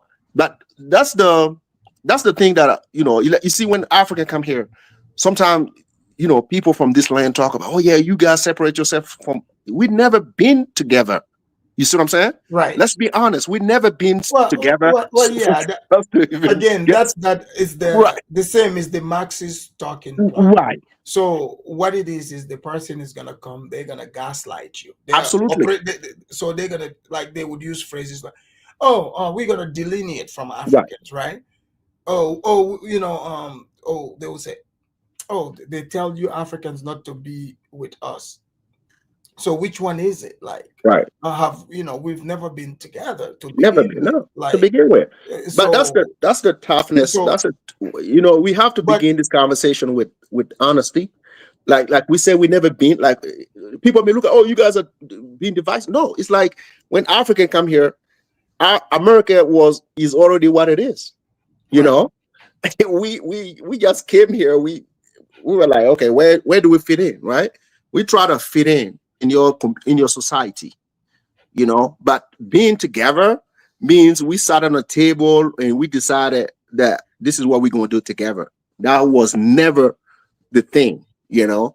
If black was black in America and they have their gender, black and brown, and I don't even think Africans are really even involved in that, to be honest with you. Like, we see brown people like competition here in America. Be honest, because we are immigrant. They're immigrant, like they have the status like immigrant, like just like us. Right. So we're not looking at them like brother, or let's link up to. No, we're looking at it like, okay, can we win together? What can we do? We play together, we eat together. But at the end of the day, they're here for money. They're here for better life, just like African. So this unity, we're gonna have to sit down and see exactly how we can advance as a people. I don't know if black have already done that with the brown and they have an agenda that Africans don't know. We're not part of that. When when all these elected officials, black people, when they talk about brown, when they talk about immigration, it's always about Latin America. It's not about Africa. So it's like all the time Africans get the crumbs. Like, okay, we're gonna talk about that specific group, and if you guys wind up getting something, that's good for you. It was never about an agenda. You will never see an agenda put forth on the table for Africa. Africa, when was the last time you opened your TV and you seen black people talking about Africa and you took like 3 days straight, Africa on the menu, discussion about Africa, are we going to get good policy for Africa and Africans? When did you see that? Well, they don't know anything about Africa. Right. That's nothing. It's like every time it's like, I mean, it's like, for example, I mean, I entertain conversations, but it's like it's not really their job to do that. To be fair, No, no. To be fair, but how about being the fairness is that if you are not really doing that, why are you the voice of that? good question. That's what I'm just saying. If let Africans be the voice for that. This is true. If you feel like you are powerless, I'm not going to fault you. If this is not your job, I'm not going to Right. fault you. Okay, I see what you're If saying. I see right, your if it's point. not your agenda, it's not your policies for you to make, I'm not going to fault you. But when the Africans decide to be the voice of that, don't come behind or trying to be up front. Like we are in control of Africa. You want the best for Africa. You can't decide the best for Africa being behind. We see that in America. You're being behind. Africa wants to be on the table. You're doing that from behind. It can't work. Africans want to be on the table. Africa wants to be on the discussions rooms to make better decisions. And Black America, I'm sorry, you can't do it. You can't do it. I'm sorry. I know there are a lot of Black Americans who are trying. I know, but as a group, no, it has been a failure. Let's be honest. It has been a failure. We don't get the best policy when the Democrats are in power, and the Democrat, most of them are Black. We don't get it. Let's be honest. Mm-hmm. So the best thing to do is to ask them politely, get out of the way. Well, the Let the thing is, Africans do it. Here's the thing. That big house is called the White House for a reason. Let's put a white man in there. Let's bring Mike. Mike, welcome to the Afrodamus Report. What's up, man? Hey, St. James. By now, I think you should already figure that these people they just like attention. That's what they're looking for attention. But I think that tactic is working, though, man. Because I was watching this NWSL final game tonight between Orlando Pride and Washington Spirit, and they allowed them to sing the Black national anthem. Man. I'm like, wow. I guess they're catching. Look, Did you watch it? I was surprised, man. Like after that, it was so funny, dude. The NBA, right? Are they doing it in the NBA too? No. No, I'm saying. Oh, sorry. What did you say you were watching? The NWSL, the women, the women professional soccer, the US version, Well, kind of like I don't watch NMS, whatever they call it. Huh? I don't watch female sports. No, it's the final game. Yeah, I was watching because of Marta. There's this Brazilian chick, man. She was very good. No, I do not watch female sports. Yeah, so basically they were playing the final, and then American now they sing the national anthem before the game. So they allow this one Black American girl. They allow this Black American girl to sing a Black national anthem. It was so funny, dude.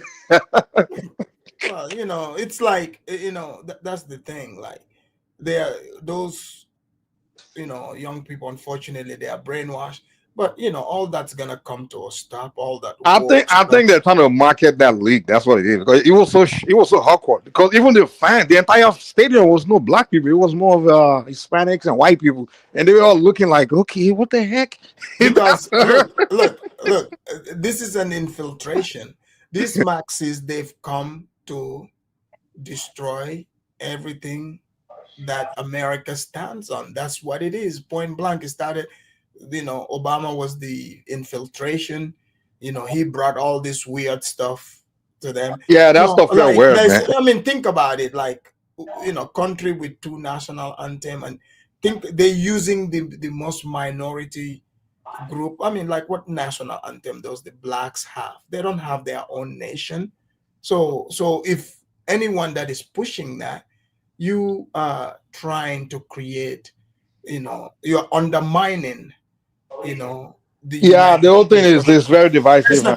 Like, do you know? I don't even mind them having maybe their own whatever, but if you want to do it, in Nigeria, right? Yeah. In Nigeria, when those, they were trying to protest and they were flying the Russian flags, they got arrested for that. Oh, yeah. Why? You know why? Because you want to protest, but you're flying a foreign flag. That's undermining the sovereignty of that nation. So in the United States, it's a bigger country, a lot more people. Um, yeah, they're gonna, because the people that are pushing this, they somehow won elections, so they're gonna slowly, phase them out. They're gonna allow, because like the NFL, they tried that before. They tried that, And those black are private national. leagues. They're private. Those are private leagues, Yeah, private sector. Those one are going to look at it and see if it's profitable for them. If it but is, they then they lost will. money. They will. If they're going to lose money, they will kick it to the side. Yeah, Like in the they case did. of this one I'm talking about, this end of USL, they're looking for fan base. So they saw it as, oh, this can be a marketing tool. Maybe they can get the blacks to start watching the league. To me, I just thought it as the marketing tool. But it was kind of awkward because I was like, what the hell? What is this? It was so embarrassing because the girl singing the national anthem, she looked like it seemed like she was the only black person in the whole stadium too. Because the black Americans don't watch damn soccer. What the heck? Like all the people in the stands were white and a lot of Hispanics and maybe Asians and foreigners. The only black people we saw there were the people from what's their country? The black girls, their star, and I think Zambia, because they came to support their girl. Because the best player in the game was this girl named Barbara Banda. She's from Zambia. So then they brought this black American girl to come sing the black national anthem. I was like, what the fuck is going on here, man? So they made a mockery out of the situation. This shit was funny, dude. We just Yeah. laughing. Yeah, that's just all that woke stuff, man. Yeah, it's just marketing, but it was funny, man. I was like, wow, I guess they're listening to you guys now. Yeah, that's not. Hey, go woke, go broke. Like, Hey, yeah, St. James. you can sell that to the majority. Nah, it doesn't work, man. Yeah, it's not gonna work. Mike, what do you think about us being the spokesperson in order to I dim think Mike came the for lights? Tinubu. Oh, you came for Tinubu, but if you can, address that, don't you think we can bring a lot of positive things into that situation? Which one? No, the wokeness and the blackity black thing in America. Yeah, that's just a waste of time, man. Those things. If you got someone, if you want to really progress, you're gonna have to step away from that kind of. No. I'm just saying that. I'm not saying I'm just saying continue the conversation like the way we are doing it. Like don't just. Yeah, I'll do it for just entertainment purpose or Right, just absolutely. That's what I'm social. just saying. Yeah, but Yeah, it's that's not what I'm saying. really. It's not something I take as something that really matters. Or Right. So, Mike, what do you think about Tinubu being shown as a CIA asset? Oh, I always say you guys are not from Nigeria. And I don't understand that dirty Nigerian politics, opposition politics. Did you see the clip? Yeah, I saw that part of it. Yeah. I was watching the games. I was in and out of your show, kind of. So the game just finished. I decided to call it. Who has spearheaded the efforts for full transparency. I've The interacted American with this guy agency before. submitted and a he blocked memorandum me. citing Yeah, I think I saw. I saw this part. I saw it. asset. Okay. Oh, so you've seen it? Yeah, that David on Dane. See, oh, yeah. Okay. I'm beginning to see. Think David on Dane. This guy, I think he's suffering from mental problem. The thing is, he's a very educated guy. I've But then interacted with him and he blocked me before. you block him, man. That's what they do. Those guys that do propaganda, like, they know they're lying and stuff. So when you call them to try to debunk, show them facts and debunk it, they will block you. All they try to do is just deceive their uneducated followers. What they do in Nigeria is this: it's the opposition politics. So basically, whoever doesn't like the president or the other political party that's ruling, they do something called propaganda war, where they go online, they go trying to destroy, blackmail, and destroy the image of the president, so the next election he can lose the election.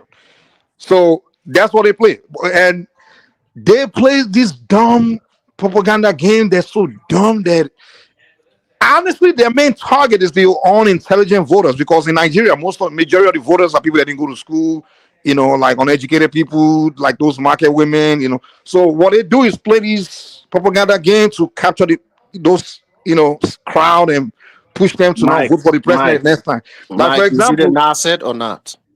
no, I'm going there. I'm going there. This guy, it didn't even start with Tinubu. He started with Tinubu and the former president and the same political party. He started with Buhari.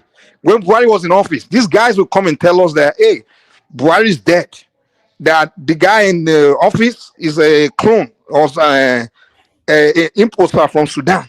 That the name is Jubril from Sudan. That like literally they will come up with some dumb shit, and some people will believe them. Do you know the But this first guy, thing David they got Ondane? Hold on. paperwork, you know. Yeah, the first thing David Ondane was told us about Tinubu was that Tinubu was a citizen of Guinea. I think Guinea. Gambia. Yeah, yeah. Is it Guinea or one African It country? I was forgot. Gambia. Is it Gambia or somewhere? Yeah, and that's not a Nigerian citizen. And then people were like, "Wow, really?" And then we later found out that I think it was I think it's Guinea. The president of They Guinea. did say Guinea. They say Gambia too. Oh, Gambia I too. read Yeah, that too. Yeah. yeah. And then we found out it was a lie. And then the one Spain was telling us the president of I think that country now said no. That he gave him an honorary citizenship when he came to visit. Like it was just I'm like, who this guy? And then that one people debunked it. And then he came up with this drug. He came and told us that Tinubu was a drug lord in Chicago that was arrested for drug trafficking. I'm sorry, he was arrested for he was prosecuted for drug dealing. And then people investigated, they found out that it was somebody else that was prosecuted for drug dealing. And then Tinubu is an accountant. So he owns an accounting, I guess he owns an accounting firm. So Tinubu, that guy happened to be one of his clients. So Tinubu happened to be the guy's accountant. So the guy's money that they were tracing, it was in the I guess in the accountants, he was in, I guess with the accountant, which was Tinubu. So now the government now have to make Tinubu forfeit their accounts. So it was basically the guy that was prosecuted money, not Tinubu's money. But on day he went and told us, but it was in Tinubu's name. no. The money that the Tinubu forfeited was the money of the guy that was prosecuted. Yeah, but that money was in Tinubu's account. Yeah, Tinubu is an accountant. So okay, let's say you're an accountant, right? No, being an accountant doesn't. You don't. Well, why are you really holding don't your know. clients? Why are you holding your clients' money in your account? I don't. Well, what I know is the money. So you can't do that. The money that was forfeited was the other guy's money. But however the money ended up in Tinubu's account, well, I don't know. But that's what they. Well, if you go look, if you go read the whole thing, what I read was he forfeited the money that belonged to someone that was prosecuted. Okay, so there was Mike, really what no. you explain here, right? This Say it does again? happen. What you're saying here, this does happen, right? But if in like legal proceedings, it sounds like, because what you explain, it sounds like they somehow Tinubu rolled on somebody to get prosecuted. He became a valuable asset for the prosecution, and then they switch it because your money, an accountant, your money is not supposed to go to the accountant's bank account. Whatever way, I don't know. Well, you can't do that, especially the person turned out to be a drug dealer. That's kind of weird. Whether I was an accountant, I don't know. But we're talking about in the early 90s when Tinubu was like living in the US, graduated from college. That's what the paperwork said. Yeah, exactly. So Mike, that's the best timing to become an asset, right? But one thing we know, once you get caught and then you rolled on the person, you're cutting a deal. Then one thing we know, becoming an asset, Tinubu was not anybody relevant in Nigeria or any of known at that time. So I don't really know what the heck. He's very relevant. Mike, for the sake of the at the end of the day, right? but anyway, we talk about whether I was an asset or not. But what I'm trying to say is what Ondane wrote to us was completely different. What he told us was completely different. But we all like, wow, really? And then we found out what he told us is completely different from what we found out. Like, so we're like, what's wrong with this guy? So now he didn't tell us about. Now he came out telling us about being an asset. Though when he was telling us about writing story about the whole drug thing, he didn't mention anything about being CIA asset. Now this whole CIA asset thing is the third thing that he's bringing up. So we're like, okay, what the heck? It's like everything you told us so far is happened to be baloney. So now that you're telling us this one, are we supposed to not believe you now? So that's where we are now. I'm saying the paper, like he did a freedom of information disclosure, and he got the paperwork. No, Afridamos, when on day you first wrote the story about the drug, it wasn't. It was last year. Now he's now telling us about this whole asset storyline. CIA asset thing he's talking about now. He just came out with that one now. But you see this right here, right? So you can, if you want information, you yourself, you can request this information. That's Yeah. what he did. So it, like, because if what you saying, okay, like that's the same thing he's saying. Like if Tinubu is saying somebody, he's an accountant, his client's money who happened to be a drug dealer was in his bank account. Oh yeah, that's all that have all types I of don't red think you flags understand where I'm coming from. to be prosecuted, like, because that alone is, you can be prosecuted for it. So what David is saying, Tinubu made a deal, and which here it sounds like, even from what you said, it showed that he committed a crime. Okay, That's a wait. crime in itself. Okay, wait.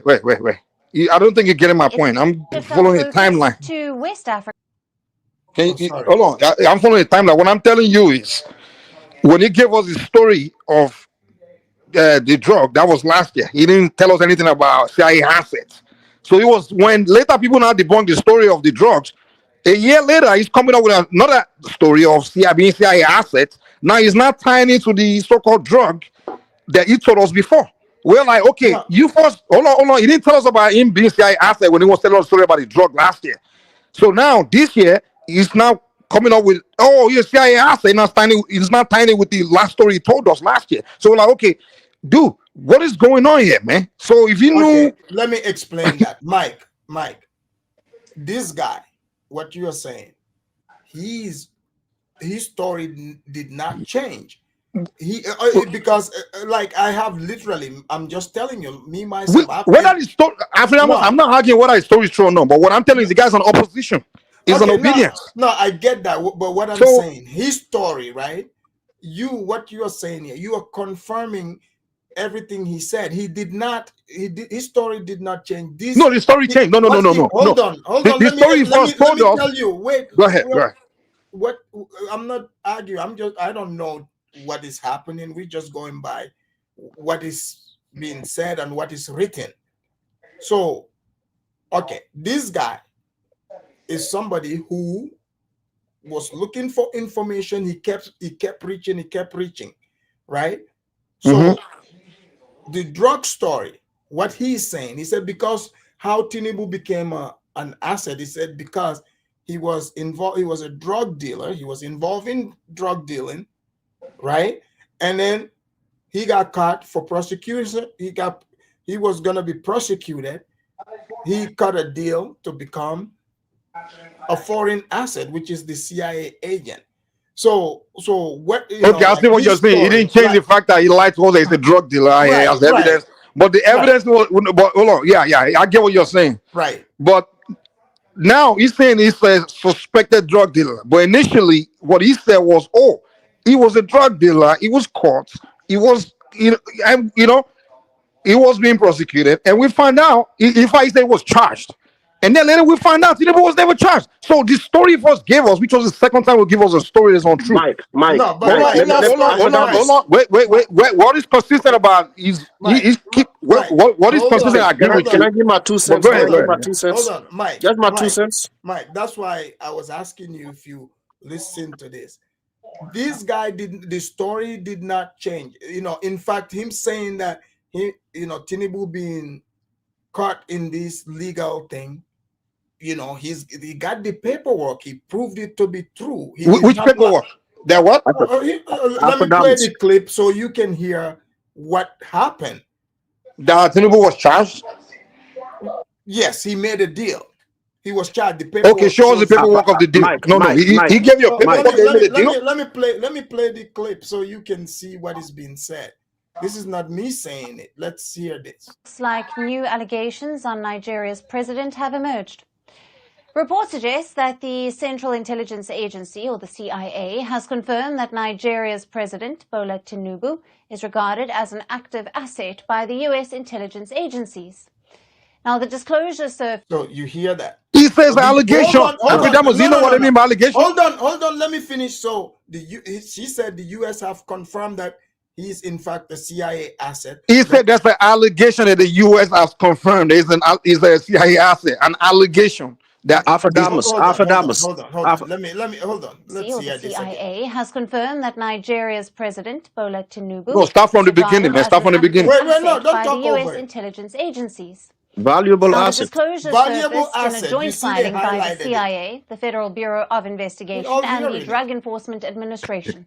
Wait. The agencies were opposing the Alfred release Amos, start of from the the beginning where you say that's an undoubtedly allegation. non-hidden information about President Tinubu's background. Now, according to the Nigerian journalist David Hundayan, who has spearheaded the efforts for full transparency, the American agency submitted a memorandum citing Tinubu's status as a CIA asset. The CIA's memorandum underscored the importance of safeguarding its intelligence partnerships. It stated that human sources can be expected to furnish information to the CIA, and only when they are confident the CIA will do everything in its power to prevent the public disclosure of their cooperation. So this is a public disclosure. This is straight from the CIA. Alpha Damus. Look at it. Can I add my 2 cents? Yes. Mike, this is a news media. They will never. Alpha Damus. Can I add my 2 cents? Just Go ahead. 2 cents, Mike. Mike, the way I'm reading this, right? Like we said, Tinubu is the accountant. He's a well-established accountant in Chicago, right? Doing business, he has clients, and one of his clients is a drug dealer, right? Well, he's a drug dealer. Tinubu, maybe intentionally is laundering money for the guy, right? Through his bank account. Maybe. So he's using his bank account to funnel money. That's how it usually happens. Okay. Tinubu get caught. He's presented with a fact. This is what's been happening. This is the account that's under your name. So do you know the origin of the money? Tinubu is like, okay, I'm an accountant. I have clients, and these are business owners, right? And the U.S. government tells him, we are investigating this guy, and the origins of this guy's money is linked to drug dealings. So at that time, Tinubu can be taken to a different room. Guess what? We're going to use you as an asset to get the guy, and you get caught a deal. This is the way I'm reading it.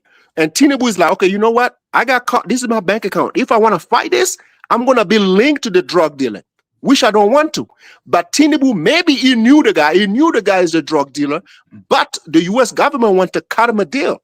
So he's like, okay, I'm going to go with the U.S. government so I don't go to prison. I don't lose my license. And I will be a good citizen here in America.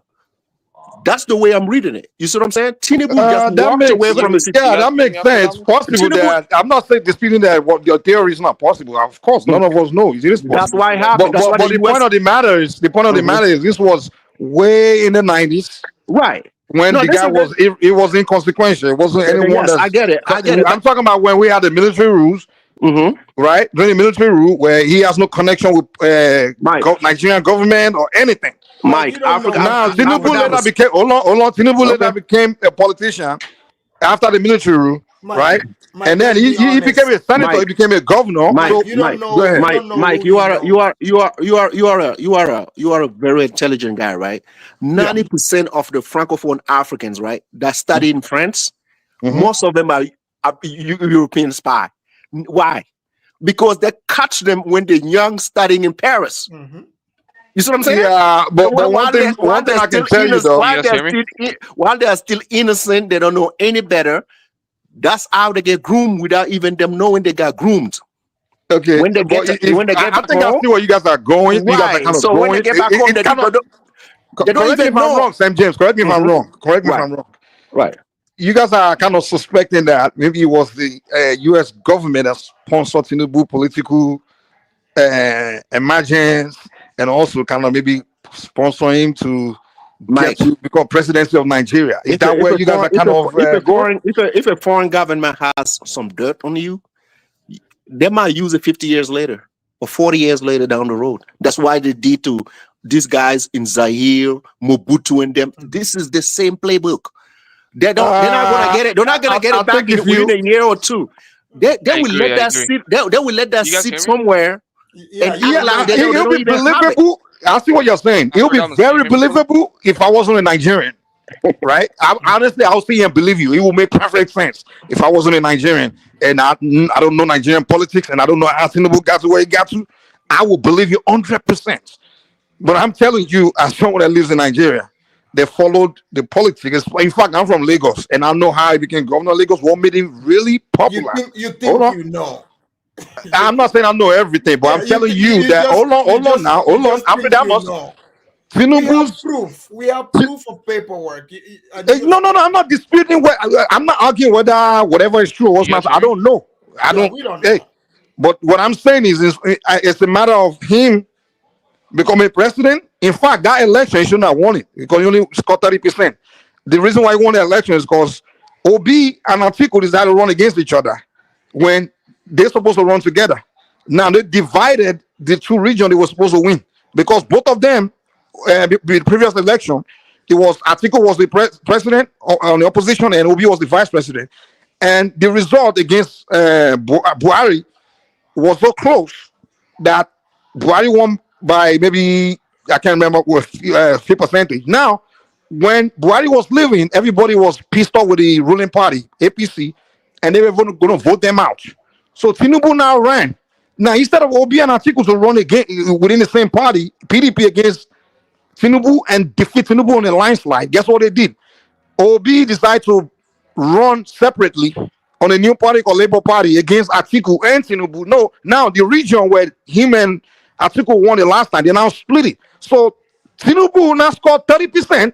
The other 70% that was supposed to go to PDP, they split it among themselves. Obi and Atiku now split it. So Tinubu now defeated them by a slight margin. So we also had the guy luckily became president. He should have lost that. He wasn't supposed to win that last election. Now this opposition, they're so bitter and angry, so frustrated that they're now doing this propaganda. Well, not only are they demarketing Tinubu, they're also demarketing Nigeria. They're all over the internet blasting Alright, Nigeria, alright. painting Nigeria to be the I worst wanna place say in the my two world. senses. Can I chime So in, Yeah, Afrodamus? guys, we let's all allow saw how the whole thing guys, went. Yeah. Mike, let's allow Keith. Yeah, you guys been speaking all the time. Yeah, Yeah, how you guys doing? How's everyone doing today, by the way? good. Good, good, good. Where you calling Okay, from, Keith? brother, I'm from East Africa, specifically the land of Somalia, but I wanna say my two Wait. senses to Nigeria. You change your name. You calling from Minnesota, right? No, I'm from Toronto. I'm from Toronto. I joined in Toronto. before on my on Oh, that one topic that you had on okay, Somalia. okay. So, Yeah, a I while mean, ago. what do you want to add on to this? You can Yeah, touch on the woke technically, meltdown. I mean, pretty much what you yeah. covered and the CIA. Your thoughts on the conversation? I've been listening the past 30 to 25 minutes, you could say, but I know a lot of people will try to ostracize me and say that I'm from East Africa and I have no say in the region or whatever. But No, come on, you like do we have all a say. African. You have a say. Yeah, we're all African, and the same way that some West African have some input when it comes to East African topic, I would love to reciprocate that. And my point is, I'm not here to take jobs or anything, but just judging on the information that's available to us right now, and us knowing that America plans certain leaders and certain politicians in certain regions to achieve their political agenda for that region, we can just conclude that it's it's high likely chance of Nibutu. I don't know if I'm torturing his name or if I'm saying it right. That he could or might be an asset of the three agents letter. Okay, we just speculated, but the information that's available to us right now, we can conclude that he in fact is an asset. And from what we've heard from that lady, she confirmed it. She said, if I can reiterate it, she said the tree agency later confirmed that he's an valuable asset in that region, and for I mean the and just by going off the reputation that Nigeria has on keeping their foot on the neck of any little state that's neighboring them that wanna thrive and go forward for what they call true freedom, like the Sahel region. Literally, Give us the the example when French. they put a foot on Give me a anybody. second. When did they I put didn't a foot interrupt you. on somebody? I didn't interrupt you. Listen, so Afrodamos, if you can recall, remember when the Sahel region had those coups to to pursue freedom from the French and the franc currency and all of that. Right. Who who were the main players that they checked in with to keep in those region in check? If you can recall, it was Nigeria. Did they put them in check? It didn't, but it was a credible threat Well, that it was. was ECOWAS, Let me though. It finish. was. Let me finish, What is brother. this guy talking Please, about, Mike. man?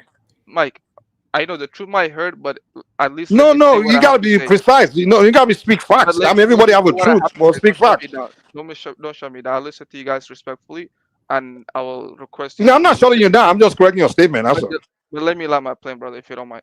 So, Yeah, go like I ahead. was Yeah. saying, Afrodamus, like I was saying, the reason why Nigeria kind of stepped down is because a credible threat was created against them to checkmate them, which was the federation of the three Sahel region that joined in a military alliance that said to Nigeria indirectly, if you dare to do any adventurous, what they call action on the behalf of these Westerners, then you'll be dealt with. So from that we conclude that Nigeria is a force for good, at least under the leadership that's currently holding power. I'm not talking shit about the Nigerian people. They're great people. They're good people. But just speaking about the leaders, they are force for good in that region, and we can conclude just because we can conclude just by having all the resources and the information that we have currently. Of course, they can change in the future. That the current leadership is an actual puppet, and they take the orders from the West. And I land my plane. Thank you, Okay, Afrodamus. okay, cool, cool. I will remind if I just give a quick, small, just a tiny response. Go for it. Okay, here's the deal. When you're saying they putting food on other, I mean, in context of the coup and the thing that happened within the Sahel, yeah, I 100% agree with you guys. Honestly, I would prefer all the West African countries to realign with the Sahel guys, the Burkina Faso, because to me, I think what those guys are doing are really aligning. But if you're saying the response that happened by the ECOWAS, if you're saying it was the response was based on in the context, according to what it said, if you're saying the response was based on uh, going against them, an order from the West or something like that, then you're wrong. Because obviously, clearly, if you go read the response was, hey, oh, you violated the ECOWAS policy that we agreed that there's not going to be any more military coup in West Africa. That was the precise response. And Mike, the no, reason why, no, hold on, this, do no, no, I no, no, no, no, no, no, no, no, no, no, hold no. on? You told me I have to cut That you was off now. not. That Now was not. Okay. you going against your own No, no, crap no, now. no, no, no. Can I land? Let me We are land. Let me all land. sovereign. Let me land. We are all Okay, sovereign go. countries in West Africa. Who's that? And ECOWAS, Oh, okay. you Saint James, join go ahead. you Go no no ahead. Go no ahead. I hold thought it on. was the other guy. You join ECOWAS freely as a country. So there is no way a country in West Africa is going to come to ECOWAS and tell them, if we have a coup in our country, I would like for you guys to come remove the. This is not written in the ECOWAS policy nowhere. The only From way my knowledge, ECOWAS can Saint intervene in the James. country is when the president loses an election and refuses to go. Then yes, but From my knowledge, I know look, that. check Hold on, again, hold check on. again. Maybe, but from my own knowledge, I know that they all said military coup was no longer going to be tolerated in No, West Tinubu Africa. said They that, but said it's that. But not hold on the on now. paper. Maybe it's wrong, but I'm just responding to this guy saying that it was based on order from somebody from the West, and I'm saying nah. What it stated clearly was that hey, we against this military coup. That's what it said. And secondly, did they invade anyone? Did they become invasion? They didn't do that. And They he's were saying that. inch away Hold on, of doing then it. and another point he made that Nigeria is putting food on the necks of all the countries in West Africa. When are they putting food on anybody's neck? No, he Yeah, said and Nigeria. They did that to Nigeria by cutting Sure, electricity. they were trying to reinstall the previous president by Yeah. force well, but until that's Nigeria. But you said all. until But those you said all. alliances was created. But If you I can also you recall. said all the little countries in West Africa, and I'm saying no, that's not true. The only incident you can say is maybe the Niger issue. Well, that's like the only time, and they put it back within no time. We're carrying on with our business, right? In fact, I can even say that what makes me even just find it difficult to align with the idea that Tinubu's is even in align with the West is because his political party. I'm gonna If, answer it. hold on. This political party, APC, has been the most anti-West, and the West have been launching pretty much an attack on Nigeria since that party took over because the party seems to align more with the Chinese, the Indians, and all the other emerging countries. In fact, this political party, APC, are the one applying to Johnny Briggs. They've been anti-West. The APC has been completely anti-West. Their whole policy. No. That's just recently. You're being Hold on. disingenuous, Mike. That's just Say it again. recently, though. I Recently, said that's just recently, No, though. my brother, my After brother. he what is joined the just West recently?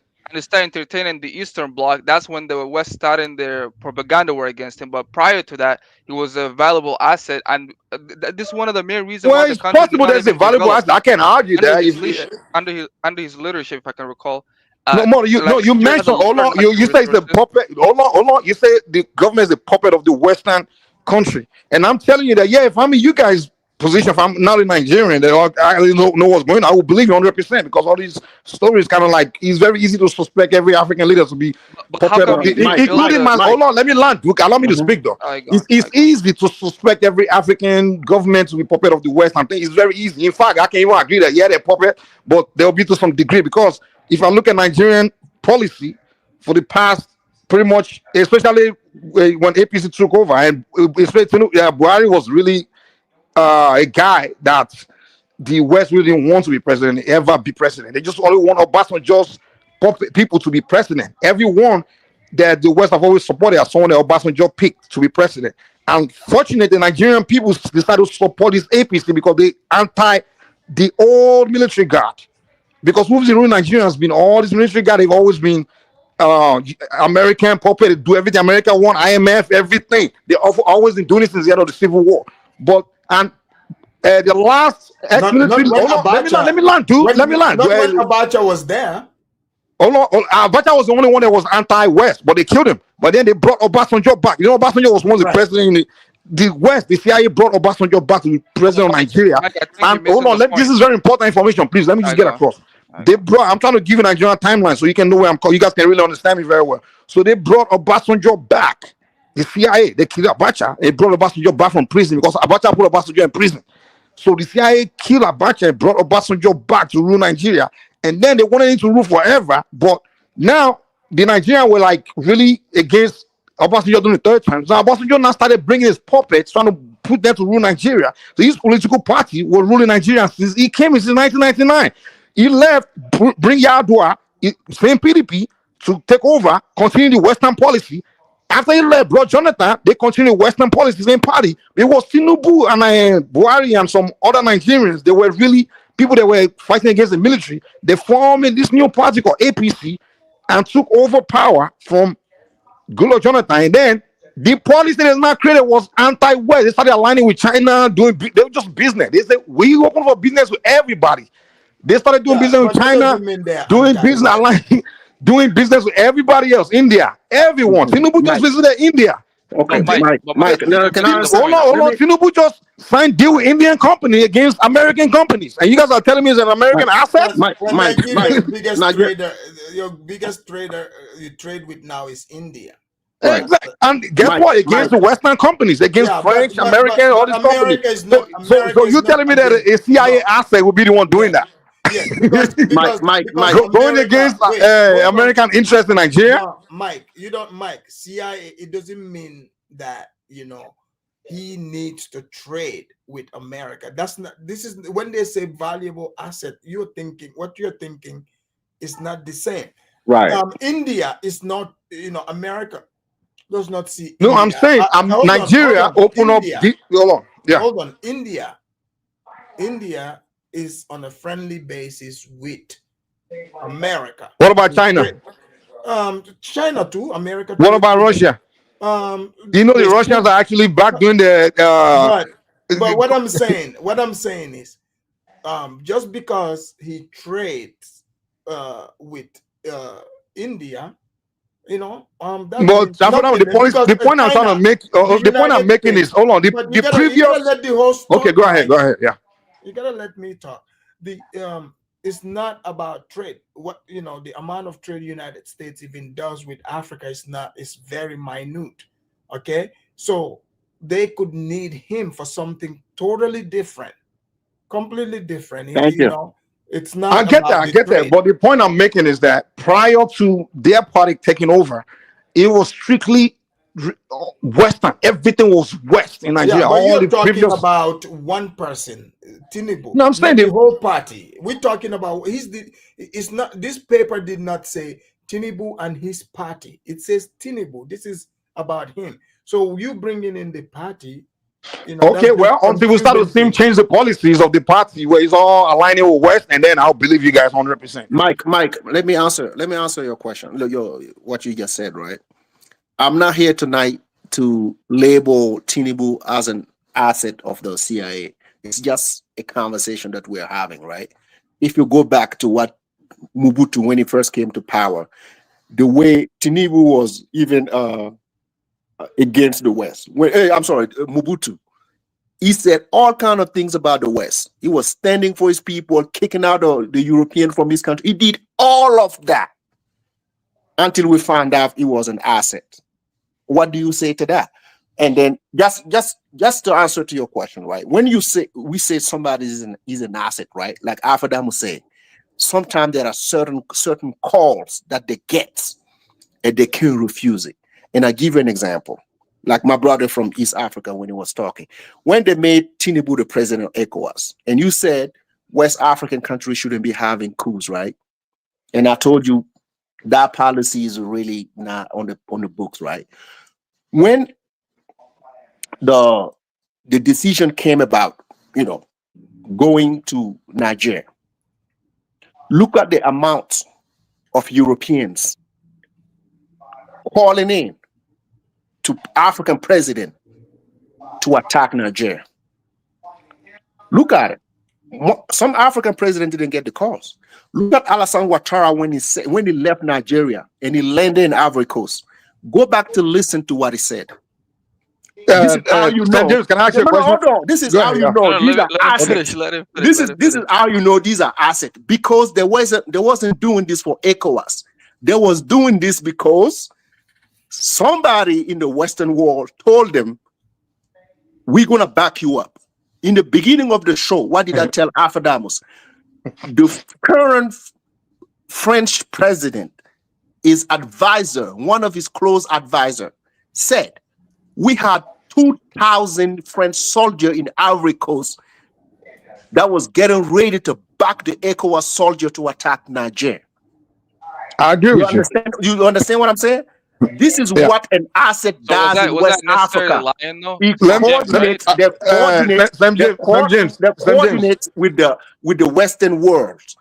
Like Afadam was saying, regarding specific topics, when Tinubu got the call, you know what saved Tinubu? Yeah.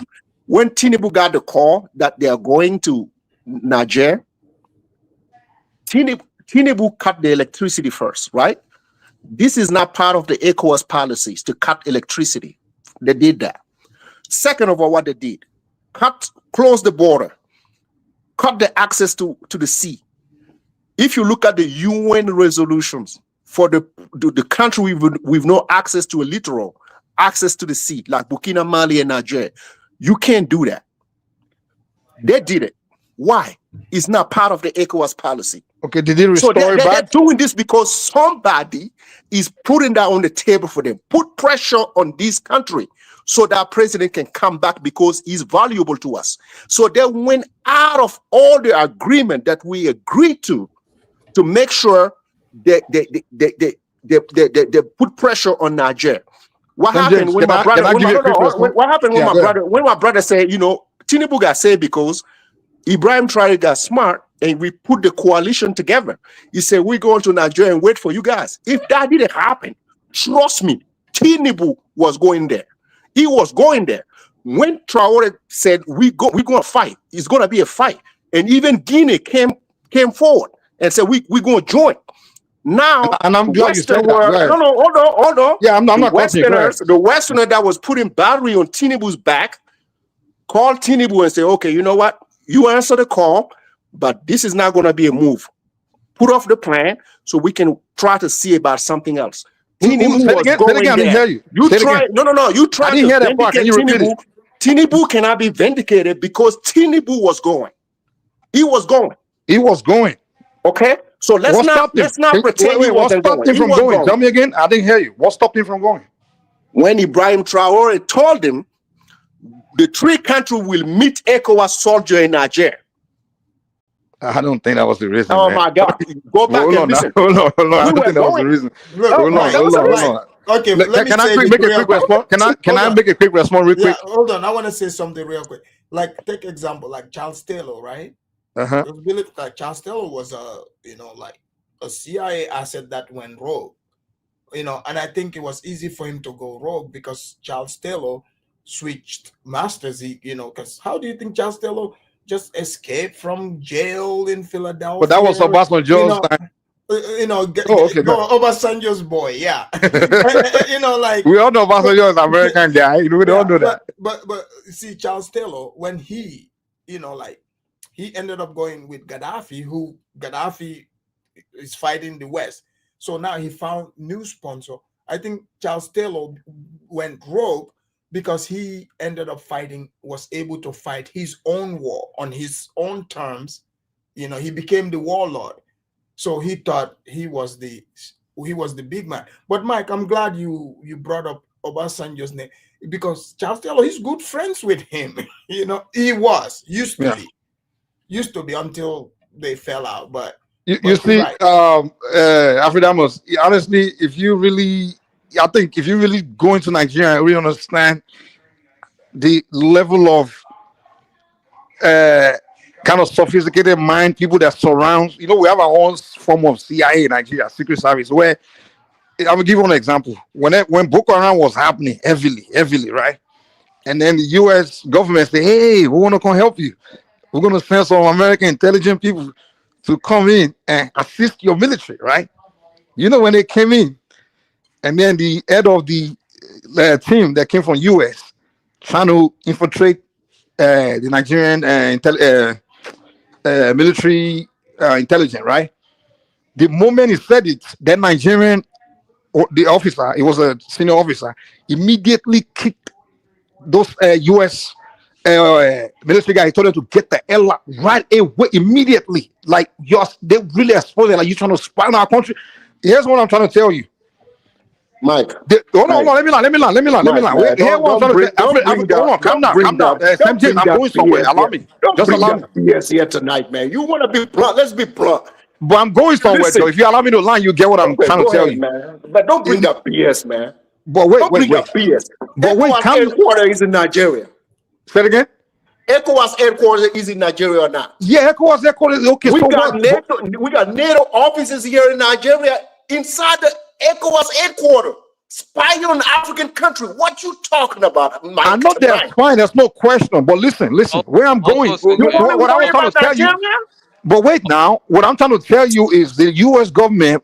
I've been trying to stage a coup in Nigeria through the Nigerian military. Is the point I'm trying to make to you.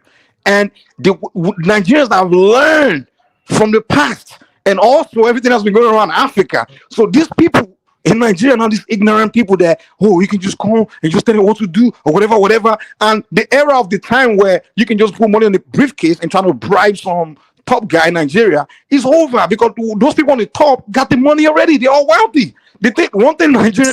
So Nigerians are on the P's and Q's in Nigeria, but they're not about Africa, right? They're not about Africa. Give me a second. So they cannot come to Nigeria and bribe Nigeria when it comes to Nigeria, but they can bribe Nigeria when it comes to Africa. That's what you're telling me?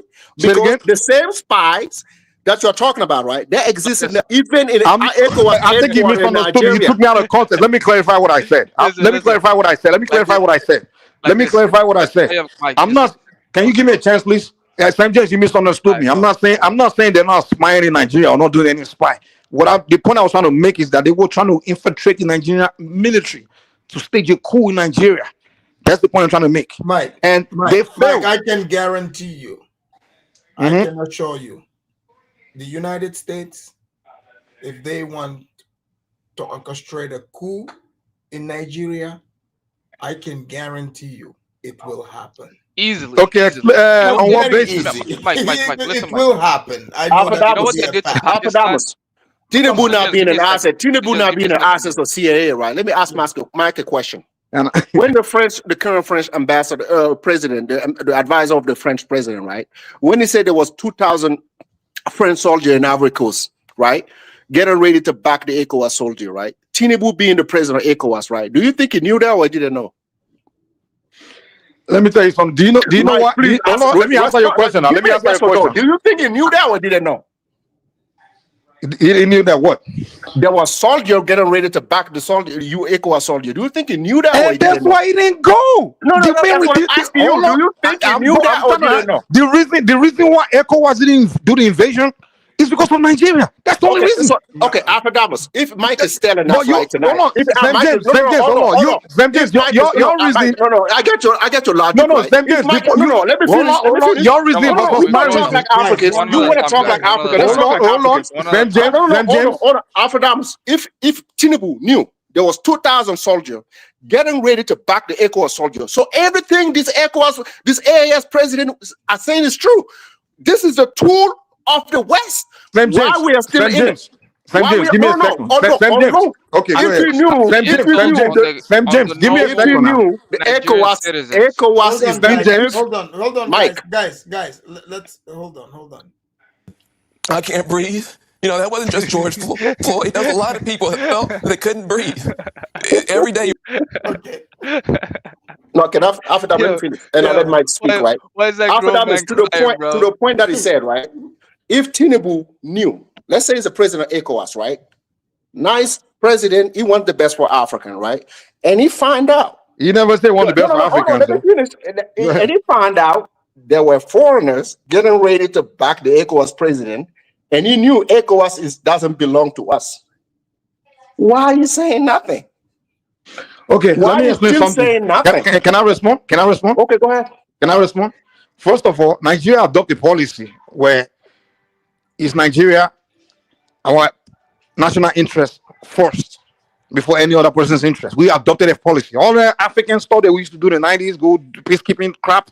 Even I remember the US once told Nigeria that we need troops from you to go to Somalia. We're like, no. We're no longer doing is Nigerian interest first. We've adopted a policy over about 15 years ago. That's what we adopted. So the decision Nigeria is going to make on any issue right now, we're going to debate it among our. We have a class of secret internal intelligence people that come together to put strategy to look what's our interest in whatever we're trying to do. So now here's the deal. Reason why I say you guys should make. Hold on. Here's the deal. Calm down. But you guys don't let me talk, though, man. You don't let me get across. Can you allow me, please? You yourself said it. You said the reason they didn't go in is because Burkina Faso and Mali said they're going to hold on.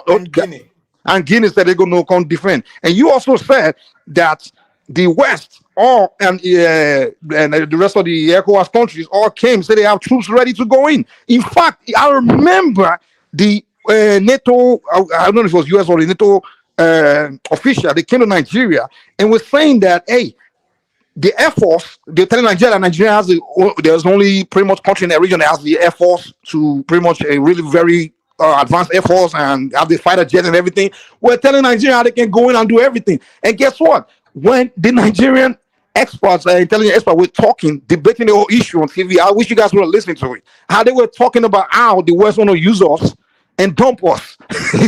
How they going to use us? Hold on. Mike, wait, now everybody, hold on. Give me a second. Mike, before I forget, 1 second, Mike. That's fine, Mike. Here's the thing. So we're smart enough to know that somebody may want to use us, but we're not stupid to make it. Yes, the main reason, in fact, the number one reason Nigeria didn't, because they know if they tell America, oh, we're ready, America will give them the money they want. We applaud Nigeria for not. Let me tell you, dude. Let me tell you, number one reason let me learn Afridamus though. You don't let me learn. Hold on, Mike. Mike, let's be honest. If the AES did not come together, they would go in. Because first of all, when they wanted to get rid of Yahya Jammeh, they placed that call to Buhari. Like it, they did not waste time. Like Gambians can tell you, the Nigerian Air Force was flying around the country right away to show force. They didn't even waste time. Hold on. They flew over Gambia. Can I quickly respond to that? In no time. Can I quickly respond to that? You actually strengthened my argument because I told you Nigeria make decision based on Nigerian best interest. Now the West wanted us to go into Niger and do all the invasion. When Nigerian debated, they're like, what is in for us about this? And secondly, the West were ready to offer us billions of dollars to do it. Now we're like, okay, no matter one of the key debate that killed the whole idea was there's no amount of money the West can offer us. If we go destabilize Niger, is going to make the instability, the No, you terrorism, all guys, those things. Nigeria He's can going to win it. They can't hold on. win. The They number one can't win. reason, It's too close. but It's can you too calm close. down? Yeah, that's where I'm going. They So already it's red, weakened Niger. but you guys don't let me That's what I'm trying speak, to though, man. tell you. They Abidamos, already can you guys weakened. just allow me to get across, though, please? But you're They were, talking too long. Because I've never completed. we I've never completed a stopped the statement yet. last blow. You guys already weakened Nigeria by cutting the electricity and cutting the access to the sea. You already weakened Nigeria. You were getting ready for the last blow. So you still not answering the question. These two Let me things that you answer your guys question. done to Nigeria. Okay, Mike, if you're talking about, if you hold on. Mike, somebody sent a request for you. Okay, Abidamos, can we do this? Can we speak one at a time? I can do some shuffling too. Look out, man, what you gonna do? Look out, boys, it's coming through. Yeah, man, yeah, man. Boy, he got educated feet. Mike, finish up. Are you sure you let me finish? Because it looks like I can't complete a statement yet. You know? No, go ahead. Okay, cool. So, 2 points I'm going to cover. One, before the West, everybody came and said, hey, where did you want to go? We offer everything to go do invasion. We started and say, hey, what is it for us? What's our interest? And we even debated all the past where we've gone to Liberia, all these places. What did we get? We're like, no, there's nothing in for us there. We said no. Even the president of Ivory Coast, they all came there. We said no, we're not going in. So we didn't go in based on our own interest because we have not. There's nothing for us to gain from that. Now to respond to why they call electricity, whatever.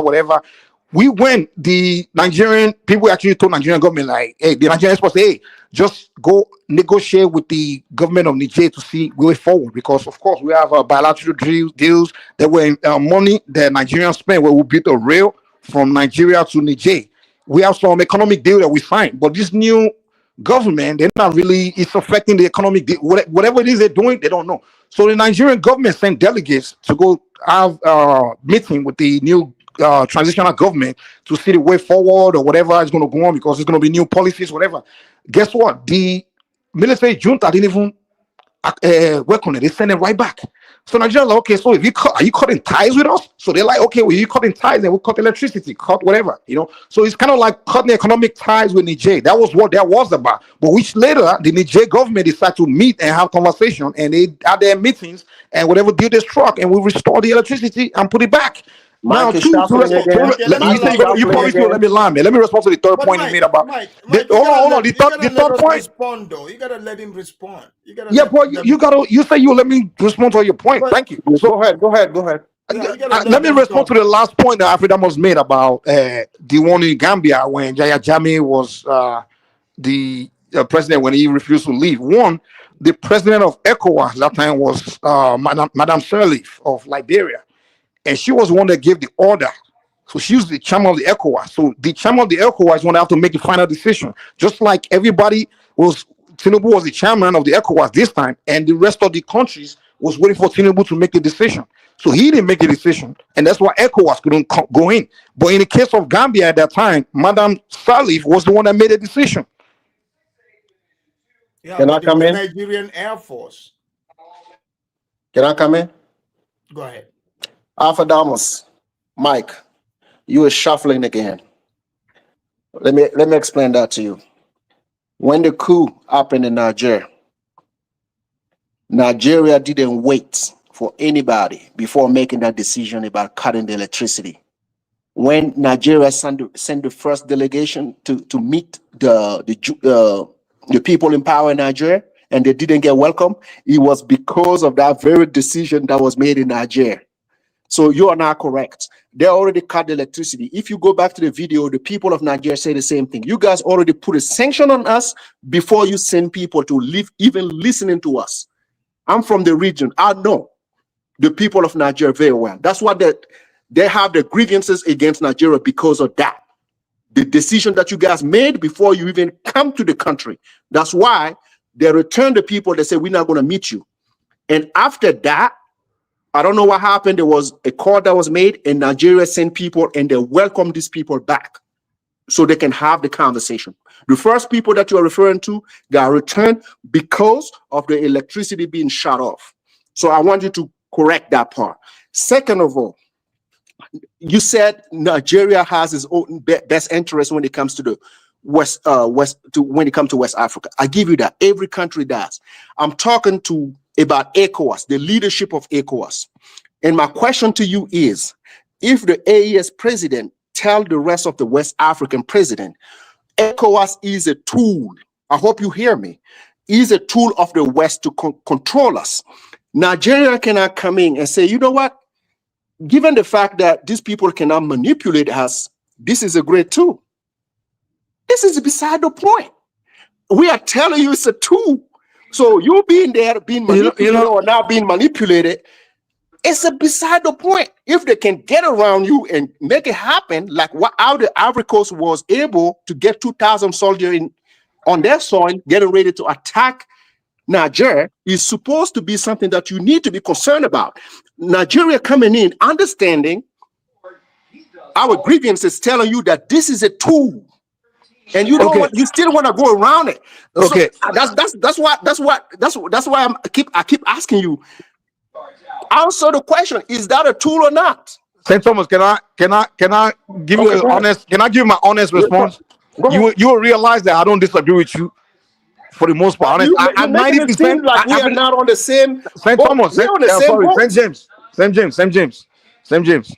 Honestly, if you take time to listen to me, you realize that I'm 90% in alliance with you. Honestly, I'm literally 90% in agreement with you. Now let's be factual. Let's be factual. Okay. Let's be factual because we're all African here, and this news affect a lot of people on the continent. Let's be factual. I'm trying to be factual. Let me tell you how you will know. Let me explain. Let me explain. First of all, one thing. First, let's establish where you and I align. Number one, every country in West Africa should be in support and in alliance with the three countries that are, the Sahel countries. 100%. That's not. I agree with you. And hold on. They should, and that's where I align with you. And it's a disappointment that they are not. Because they work for their and hold on. Let me learn.